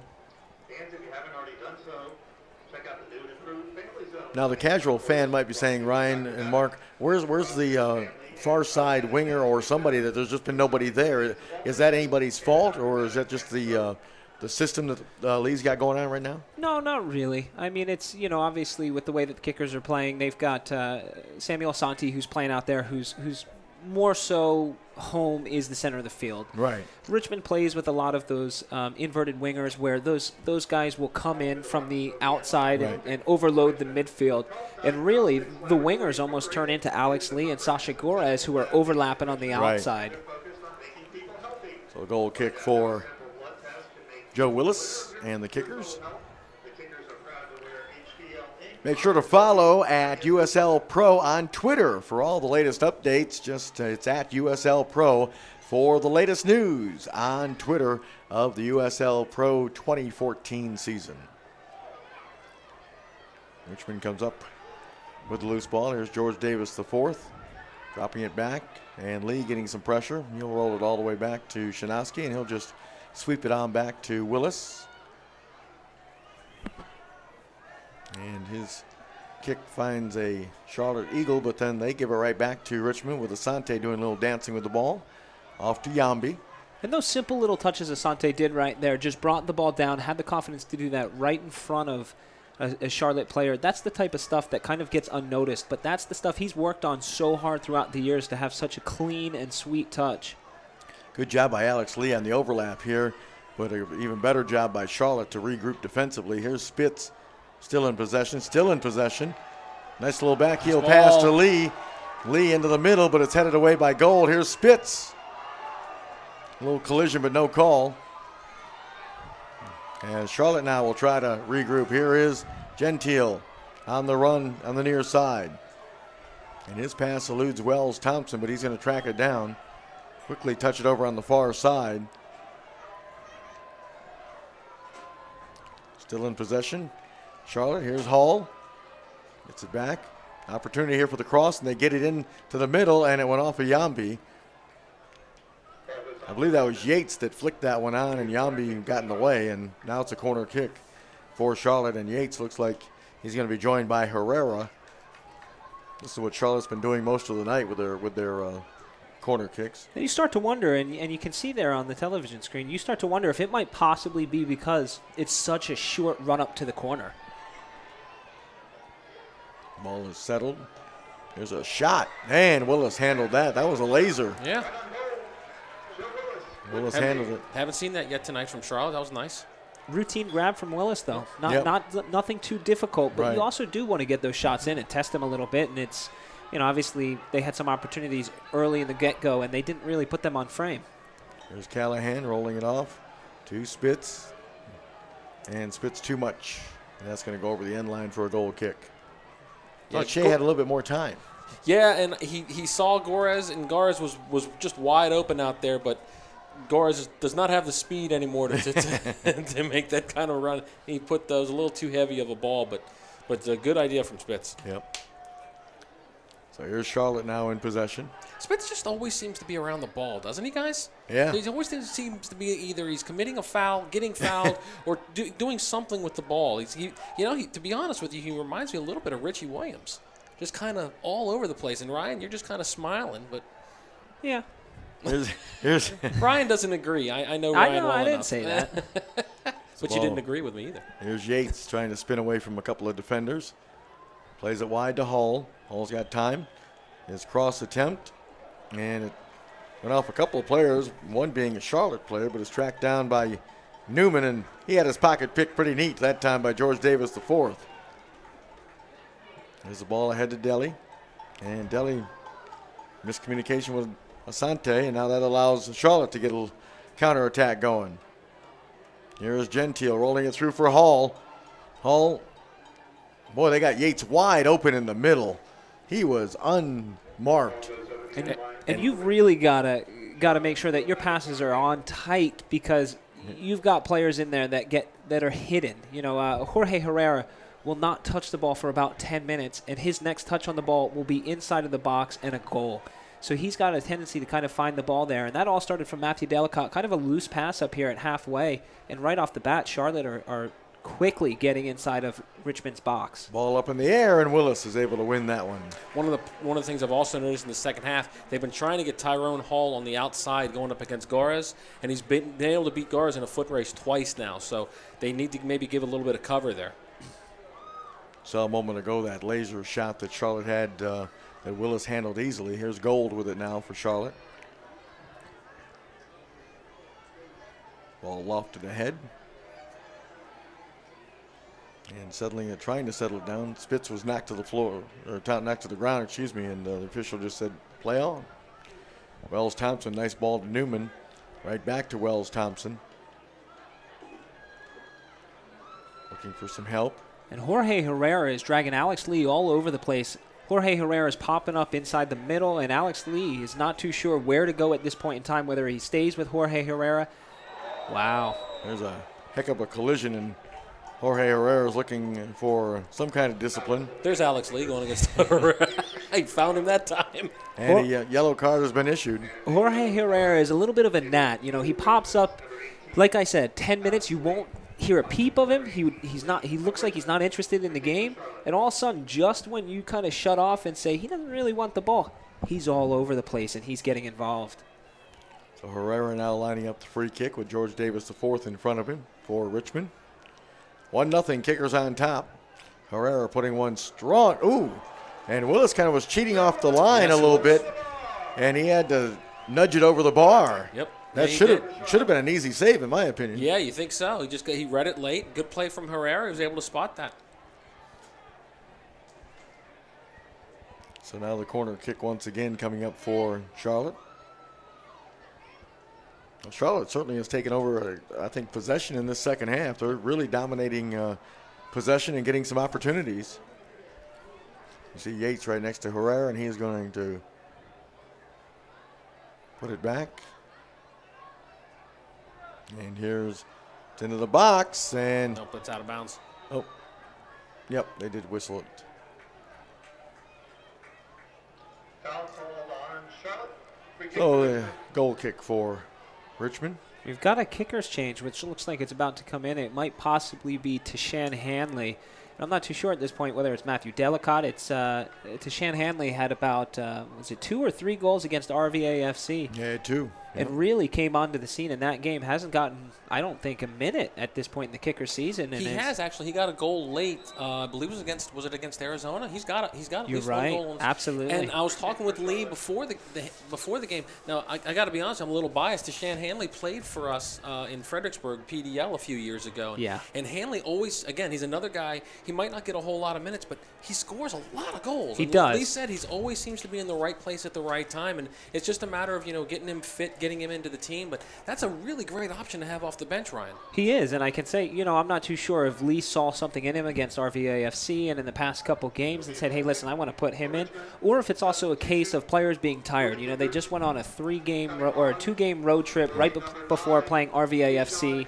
Tashan Hanley was left behind, so maybe he's a little bit more fit, a little eager to get into the fold and see what he has to offer. And he is coming in for Matthew Delicott. Deli was very instrumental up top this evening. And a very, very different looking Richmond Kickers team that was in the first half. You have Yeisley and Deli both out, replaced with some smaller, quicker guys. But I'm curious to get Hanley get a good 30 minutes here. So here's Richmond in possession. Ball's tracked down by Alex Lee on the near side. Drops it back now. Bercoloni playing it for George Davis. What a great ball. Great ball to Alex Lee. He's got a chance to go to goal, and he does. Wide open in the middle, but Spitz had just hit his foot and bounded away. Here's Gorez. And Sasha tried to flick one, still going. And then he's tripped. Was that a wall pass to himself there, Ryan? That was a nice play from Gorez. And here's a good opportunity for Richmond again. Does Davis take this one? Or Gorez? Sagiri was called with the foul. You've also got Shea Spitz, who looks like he wants a little bit of something here. Or will it be George Davis the fourth, who scored earlier? Garris has scored some great goals, though, off set pieces around here. I don't know. I'm thinking maybe this is more for a right-footed player. That's how we got the first one. Sasha Garris is always practiced going around the outside of the wall to the near post. And I don't know if that's something that he wants to have a look at here. Davis lining it up, and he will take it. And it goes through! Went through the wickets of Duckworth and into the back of the net. George Davis the fourth has scored his second free kick opportunity. And that's a backbreaker. That is really a backbreaker. And I'll tell you, they've been playing really well. And I'll tell you what, Bilal Duckett, number 3 for Charlotte, going back and just patting him on the Duckworth on the back, saying it's okay, it's okay. That's a great teammate that does that. But yeah, Charlotte's been playing. Actually, they've had the run of play for most of the second half, the first 15 to 16 minutes, and Richmond's only had 1 or 2 opportunities. They get one there. It's a bit of just a howler, unfortunately, from Duckworth, who's played pretty well tonight. So Richmond's up 2-0, 64th minute. So they're in the driver's seat. And I think we've got a question again: what happened in that situation? Whether that went through the wall, whether that went around the wall and straight to Duckworth, or what that wound up doing. But I have a feeling it went to the right-hand side of the wall, right at Duckworth, and Duckworth just made a blunder and let it shoot right through his arms. Yeah. So George Davis the fourth came into tonight's contest with 5 goals. He's added 2 more. He's got a team leading 7 now. Here's Bercoloni. Lee plays it back to Shinovsky over to Yambi. Yambi touching it ahead. Hall got in the way of that pass, and now here's the return pass to Hall. Tyrone Hall into the box, and Willis will handle that in front of Yates. And here's Asante. And Hanley. Back to Lee. Here's a quick coverage on Asante, but he easily maneuvers around one Charlotte Eagle, but then Newman knocked it off his foot out of play to be a throw-in for Richmond. Here's that goal again, right there, right through the boy. Ooh, that is unfortunate. Yeah. All right, here it is again. It went right just around the wall, right? I think. Yeah, not really around the wall, almost just kind of straight down the middle of the goal, and Duckworth just, just a mental mishap for him.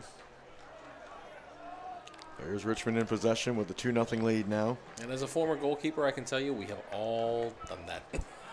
Me a few more times than others, which is why I don't play anymore. But, you know. Guilty. Mike's raising his hand. You're a hockey goalie, weren't you, Michael? No, I was a soccer goalie. Oh, okay. And trust me, that brings back some very bad memories, especially in playoff time. My Alfred Elman folks are probably going, yeah, we know, Neville, we know. I've given up many a soft goal, and I'm darn proud of it. Not really. All right, here's the throw into Spitz. Everyone's a winner, Mike. All you got to do is play. Here's Jambi. And Henley. Davis settles it. Well, I would have to say, and I don't know if you guys will agree with me, but as far as one of the most pleasant surprises, if not the most pleasant surprise this season for Lee, has been the play of George Davis IV. Absolutely. That play, he just missed hooking up with Hanley.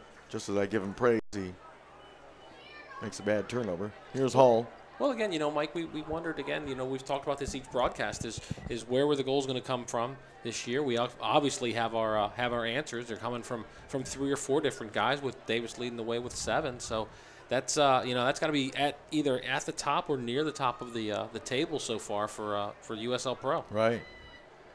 The nice thing about George Davis IV is the fact of his versatility. You know, he's not necessarily built like a winger, right, whether they're taller or extremely explosive. And he's got broad shoulders. He's got a bigger upper body as a target type forward. So he's got versatility as far as where you can play him. Not only that, is his style of play. You know, he's kind of powerful. He's got a little bit of speed for sure, but he's also very good on the ball dribbling wise and cutting. So he's got a couple of different positions that you can really play him in. And I think for Lee Calishaw, he's found a huge value in playing him up top underneath of Matthew Delicott, but yet also on the wings coming in underneath of Delicott. So he's got a couple different options for him. And Ryan, it seems like his confidence has gotten better. I remember early in the season, he was kind of indecisive with some balls that he had on his feet. He wasn't sure where to go, but it looks like he's playing with a lot more confidence. Of course, you know, scoring 7 goals is going to do that for him. Yeah, we all know. But have you noticed a change in him as far as his confidence level? I mean, slightly. You know, obviously, as a player, you don't really want to doubt your instinct too much. You don't really want to overthink it. And, right, you know, if things don't happen to be going your way, the more thought you put into it, if you're in a goal drought, the more thought you put into it and the harder you right, try, the tendency you have to stay in that goal drought for longer. And you want to just rely on your instinct, do what you know how to do. And, you know, that's a simple scenario for Josie Altidore, who continuously was in a goal drought for Sunderland and just kept on trying to bustle through and do the same stuff, and it just didn't work for him. So confidence is a huge thing. Here's Gorez on the far side. Sasha a moment ago had a great one-touch cross, unfortunately for Richmond.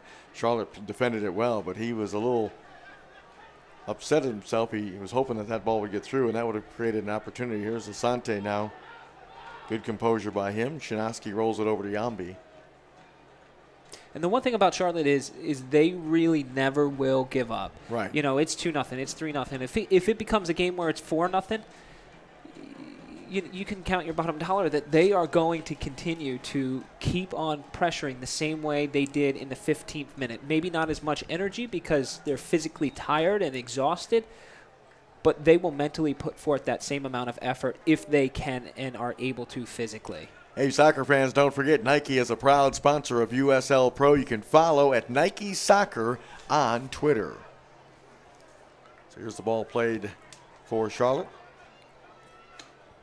This is Newman. That ball will roll harmlessly to Joe Willis.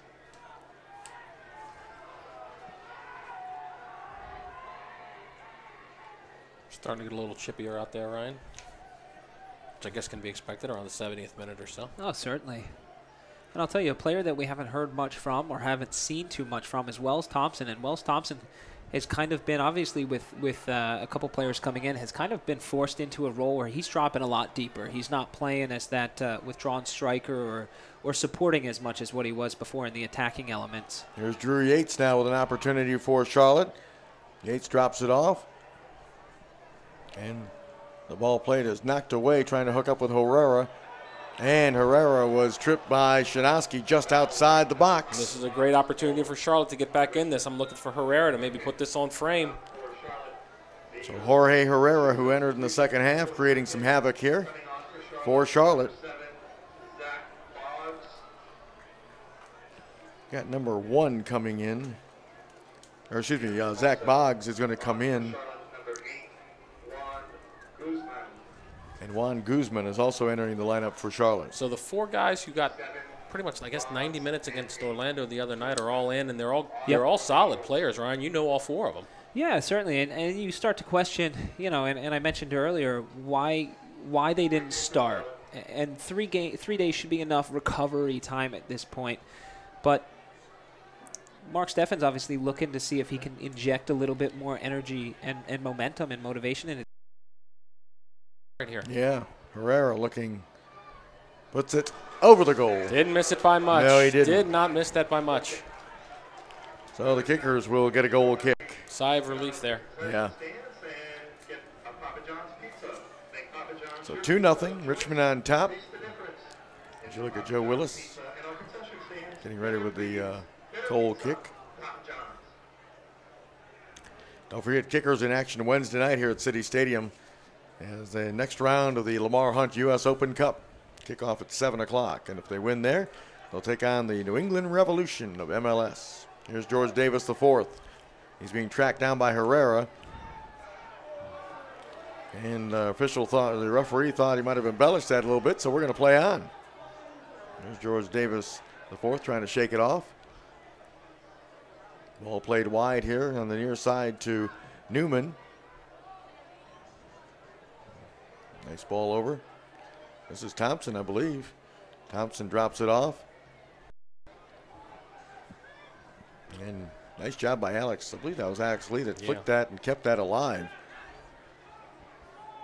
That's a situation where you need Tashan Hanley actually showing down the line. There's only one possible place that George Davis IV could have gone with that ball, and Tashan Hanley is just kind of hanging out in the middle. You expect him to inject a little more energy into showing for the ball and seeing if he can possibly hold it up, and that's what you're missing a little bit with Matthew Delicott or Jason Yeisley off, and it's a question of whether or not Tashan Hanley can kind of show his value for Lee Calishaw at this point or playing time. There's Newman for Charlotte. Ball played over to Herrera. And he had his pocket picked once again by George Davis IV. Here's Hanley settling. Lets it go to George Davis IV. And here's a turnover. Herrera now. He's got a run on the overlap with Yates. Here's Yates. Into the middle, and it was deflected by Shinosky. And Boggs tracks it down for Charlotte. Here's Securi. And here's Newman. Taking a look into the box, and Willis says, I've got that, and he does. Quick restart, and here comes Spitz. Shea Spitz with all kinds of real estate. And again, the touch eluded him. A little heavy touch there. Yep.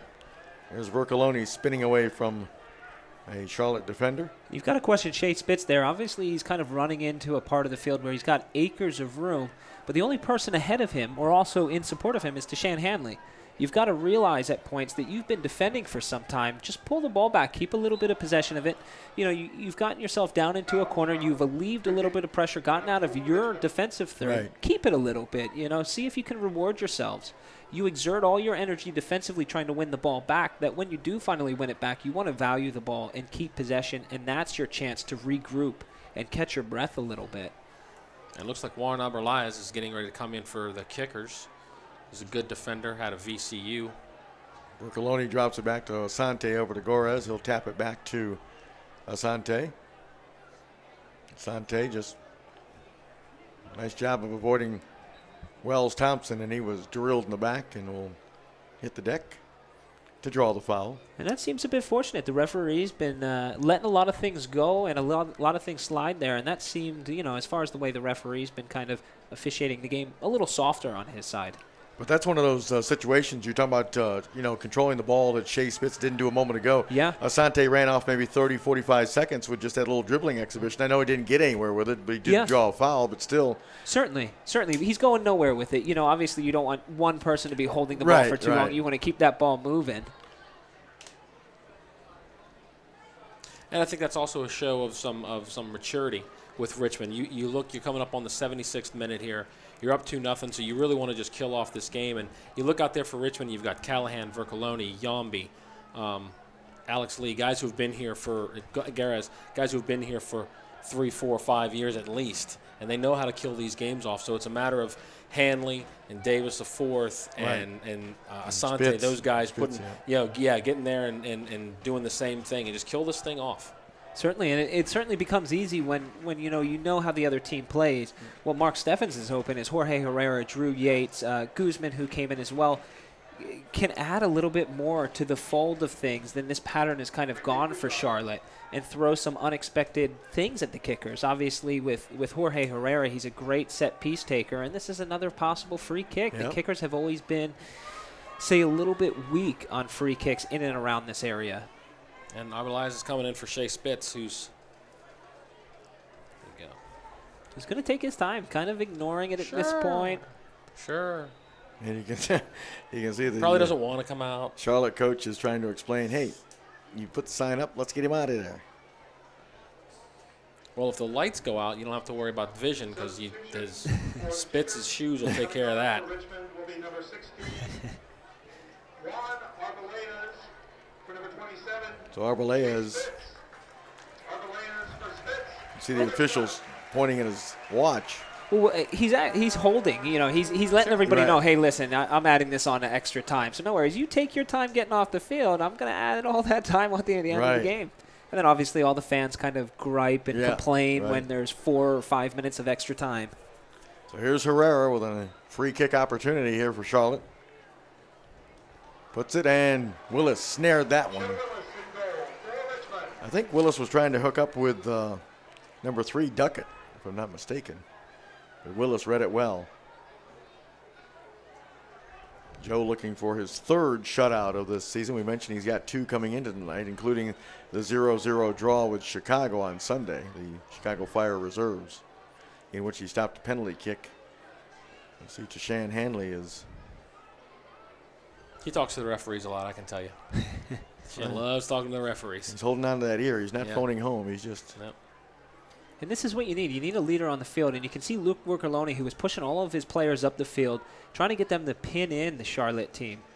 And those kind of leaders are what are needed on Richmond and kind of help keep this team ticking as much as they do. Here's George Davis IV in the corner battling.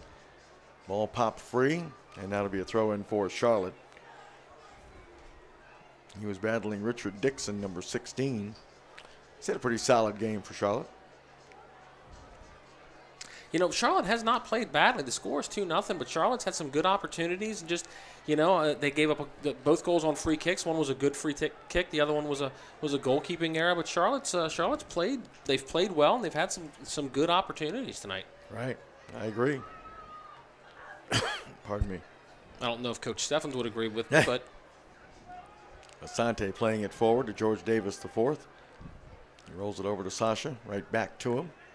And this is managing the game right there. Sasha Gore is just getting a little deep into the corner. He's not looking to really overlap. What he's doing is just stretching the defense, knowing what he's going to do with that ball is go straight back and just keeping this little bit of possession. And there you go. One quick turnover, and it's a possibility that Charlotte could have gone in on a break there.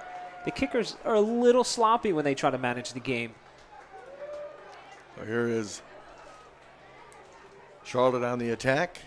Sails over Herrera's head, and Alex Lee will track it down. Quickly touch it up to Arbelayas. And that ball scoots over the sideline, throw in for the Kickers.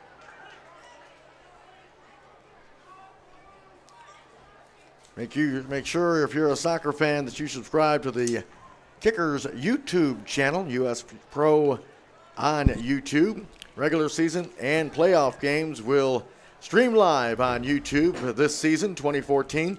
Features include DVR, also chat and social media interactivity. Subscribe for free to the Richmond Kickers YouTube channel today. Ball played back. Kickers in possession, leading at 2-0 here, winding down the second half. There's Vercoloni. And Luke is able to keep it in play with Shanoski. Shanoski takes a look, pounds it over on the far side. Gorez will settle, make his way towards goal. Oh, he found Hanley. Hanley Beautiful ball off for Arbolez. And that's going, nope, Arbolez is going to let it go over the end line for a corner kick. If Hanley goes left, he's got George Davis wide open for a sitter. Just missed him. I'm not sure. It was either hey, listen, for Hanley, it was either that's the obvious pass that the defender thinks I'm going that way, or he just wasn't comfortable making that pass with his left foot. One or the other. But I thought that was the best option for him. There's George Davis, the fourth, with 2 goals already tonight. He'll handle this corner kick for Richmond. Into the box, and Yambi is not going to be able to catch up with that one. Obviously, George Davis, the fourth, had his Wheaties today because he got all of that one.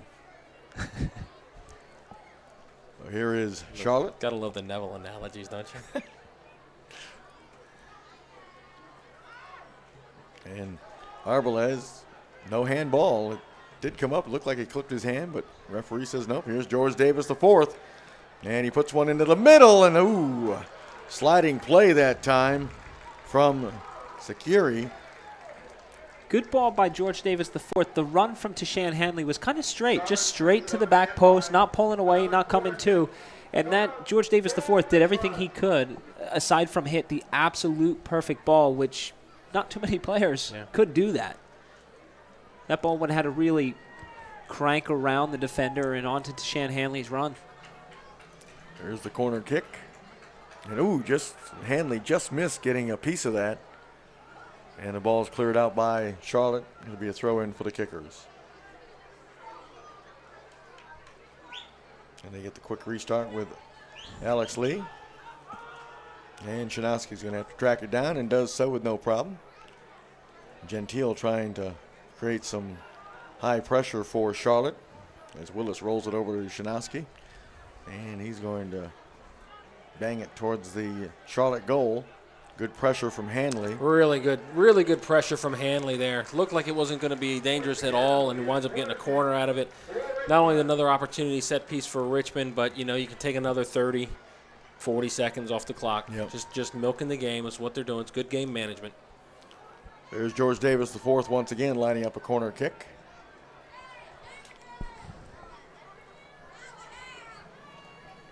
And the corner kick is headed away. But here's Asante. Good ball off to David. George Davis, the fourth, into the middle. Settled by Hanley. Avoids one defender. Good ball. Yeah, great ball off to George Davis, the fourth. And then his cross is easily defended by Charlotte. Here's Herrera playing it ahead for Yates. And Yates gets it back to Newman. That was a little dicey for Charlotte. But they regroup and are in possession now. And it looks like Shane Johnson and Hugh Roberts are going to be entering the game momentarily for Richmond. And it looks as though basically Lee Calishaw is just looking to shore up the defense here. Get some guys off who have been on for quite some time. I can assume Sasha Garris is coming off. Shane Johnson going on for him. Just looks as though game management, take some time off the clock, and also make sure guys don't get injured. Most injuries kind of happen around this time as far as pulling up. Foul has been whistled against Asante. Hugh Roberts made his first professional start for the Kickers in that scoreless draw with Chicago Fire Reserves on Sunday, so it looks like he'll be making his second professional appearance. I think he started in the Open Cup against RVA, Mike. Yes, he did. So You're right. He's been getting some minutes here. He's another young player and another one of those guys that Lee Calishaw seems to be able to find and bring them in. He actually played well against RVA FC in that U.S. Open Cup match. There's Gorez flicking that header, and Yates will track it down on the far side. Ball quickly in the middle, but Callahan pounds that one out to midfield. There's another interesting backstory, and it's with a player that's on Charlotte here. Owasu, who's number 2 out there, I believe his last name is Sekier, was actually signed by Richmond Kickers last year.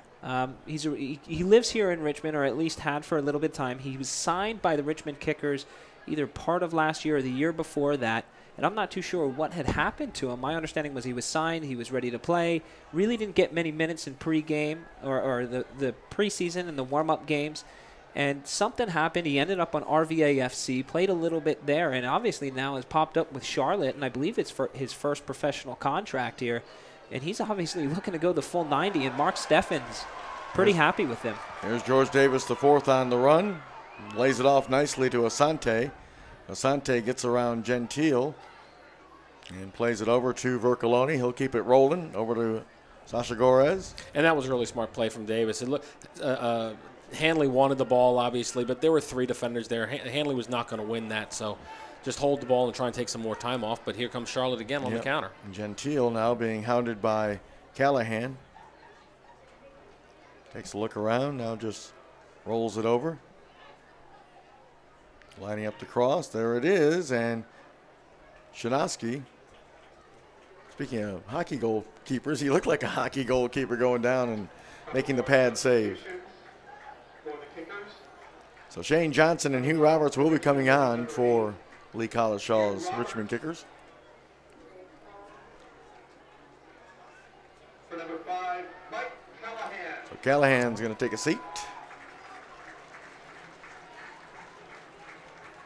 Number 8, Roberts. For number 5, Callahan.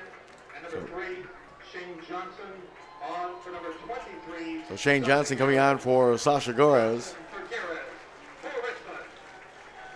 So Garez and Callahan will take a seat. Like I said, Hugh Roberts had a very solid game in that U.S. Open Cup matchup with RVAFC a couple of weeks ago.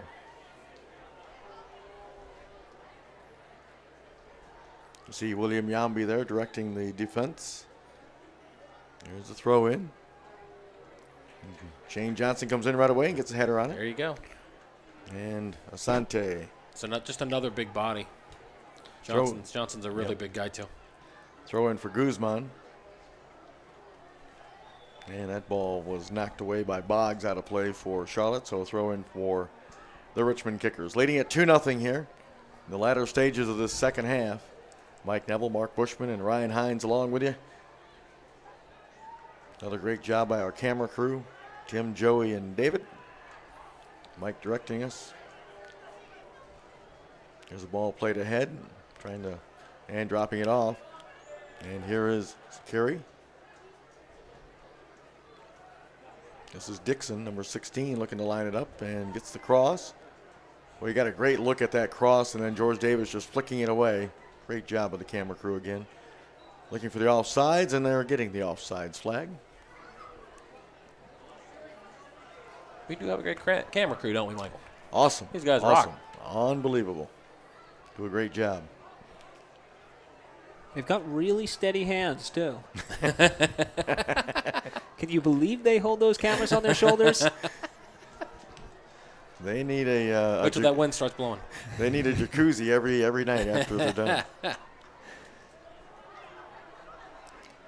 I need a jacuzzi just from talking, I'll tell you. We're not going to say anything. Yeah, you just let me keep digging deeper. That's fine. We got a whistle. We got a little. There's something off the ball, looks like. There's a couple of players. Shane Johnson is going to get a talking to in the principal's office. Oh, maybe that's yes, that. It's wow. Arbeláez. Free kick. Yeah, well, both of them. Might be Guzman as well. Nike is a proud sponsor of the USL. Yep. Follow at Nike Soccer on So Arbeláez and Guzman were not playing nice.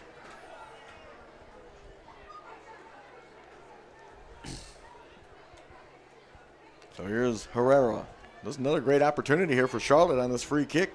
Just outside the 18 at about, what 25 maybe? Coming up on the 90th minute shortly. All right, what's your prediction? How many minutes stoppage time? I'll go with 4. Ryan? 3. Ball's in, and Willis. A nice job of climbing the ladder. And What do I get if I win? Huh? The satisfaction of knowing I won. There's a piece of pizza maybe waiting for you down in the media room. Probably not, but next time.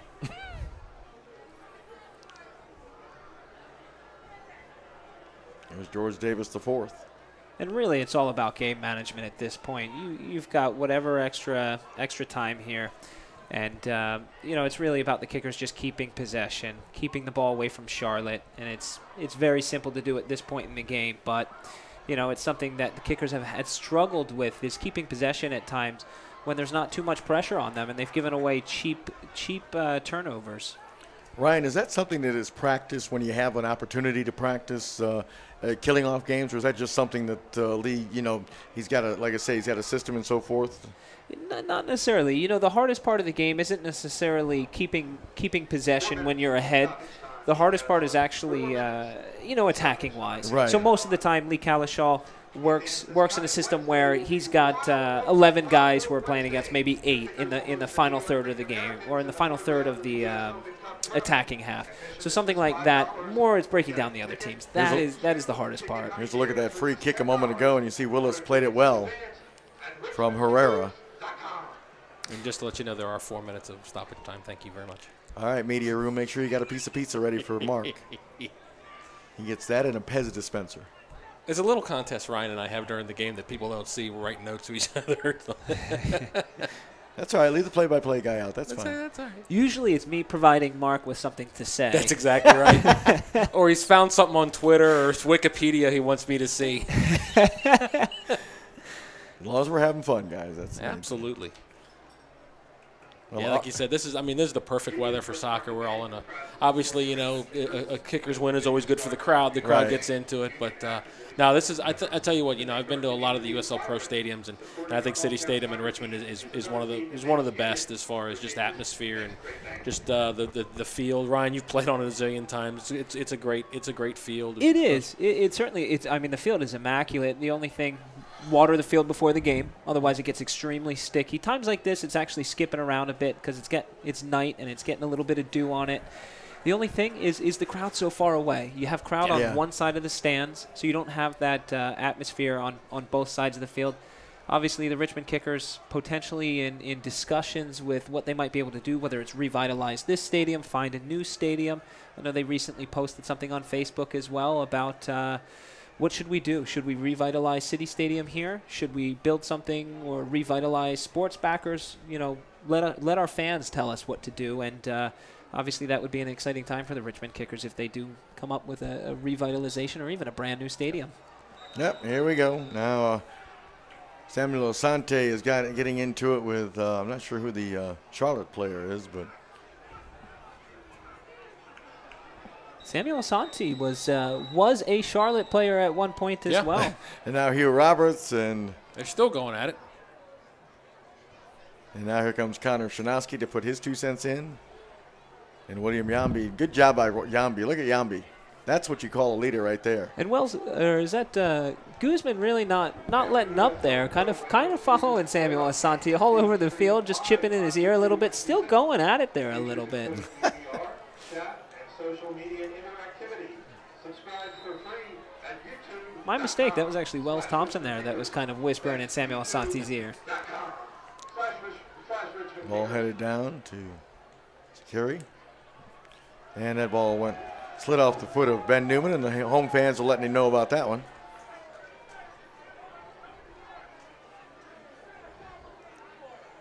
Well, obviously the Kickers organization is doing something right. Over 20 years in existence. What is this, 21, 22? 22, I think. Yeah. So obviously they're doing something right, and they are very, very fan-oriented. Got the Red Army down in the stands, and there's a group of them next to us. Very vocal. Very vocal. There's Shane Johnson to throw it in. We are in stoppage time.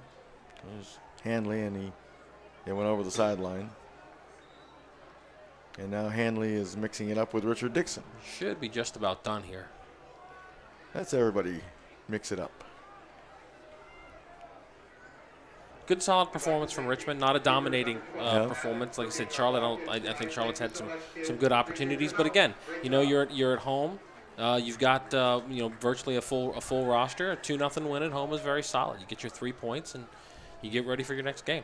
I'm not going to dispute that, but I will say that if not for the goalkeeper miscue to make it 2-0, this might have been a different contest. Ryan, would you agree with that? Yeah, I most certainly would. Obviously Charlotte, in my opinion, had the better of what I would call as the half chances. No real full-on chances that they should have made, but had more half chances at this point, maybe in the first half. And I agree with you 100%, Mike. Yeah, I'd like to say I thought that little goalkeeper miscue that pushed the lead to 2-0. Again, I thought the Kickers played very well at times, but again, if this would have been a 1-0 game as this continued to get near the conclusion, it'd been interesting to see what happened. But like we said, Charlotte just never gives up, and they certainly didn't give up.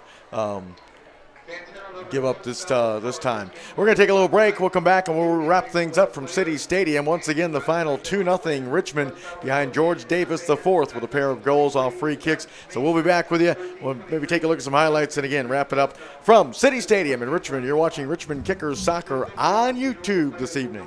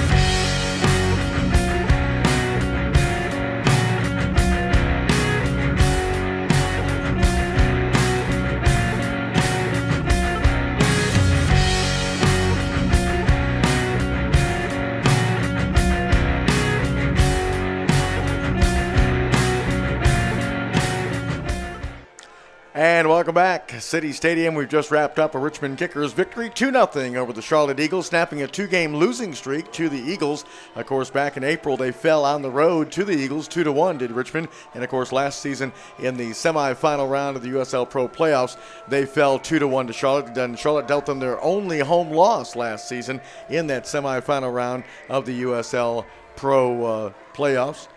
You see the teams out there dispersing the field. They're getting ready to. The Charlotte coach was quite upset. He was very vocal in talking to the officials when the game was ended. So obviously he thought he might have been just telling them good game. It's possible. It's possible. Well, he's got a strange way of showing it. I'll tell you that. Yeah. Let's look at Lee Collishaw as the Kickers get that victory, and now Richmond improves to 5-1-4. The 3 points giving them now 19 points on the season with the victory tonight, 2-0. And again, they're back in action on Wednesday night, coming up the 28th, I believe it is.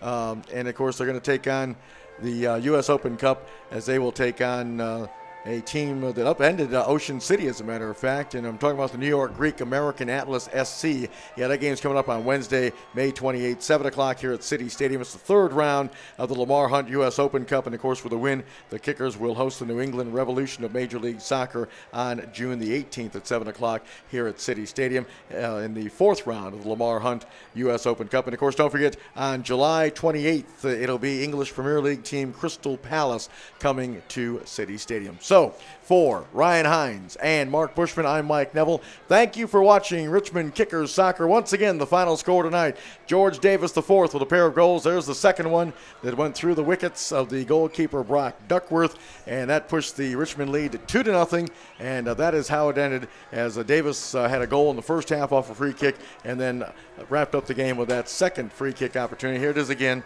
And that player jumped, I'd seen that. The player jumped on the wall, and I don't know if that distracted Duckworth, but it was certainly a goalkeeping miscue, unfortunately, for Brock Duckworth. 2-0 the final. We thank you for watching Richmond Kickers Soccer on YouTube. Have a great night, everybody.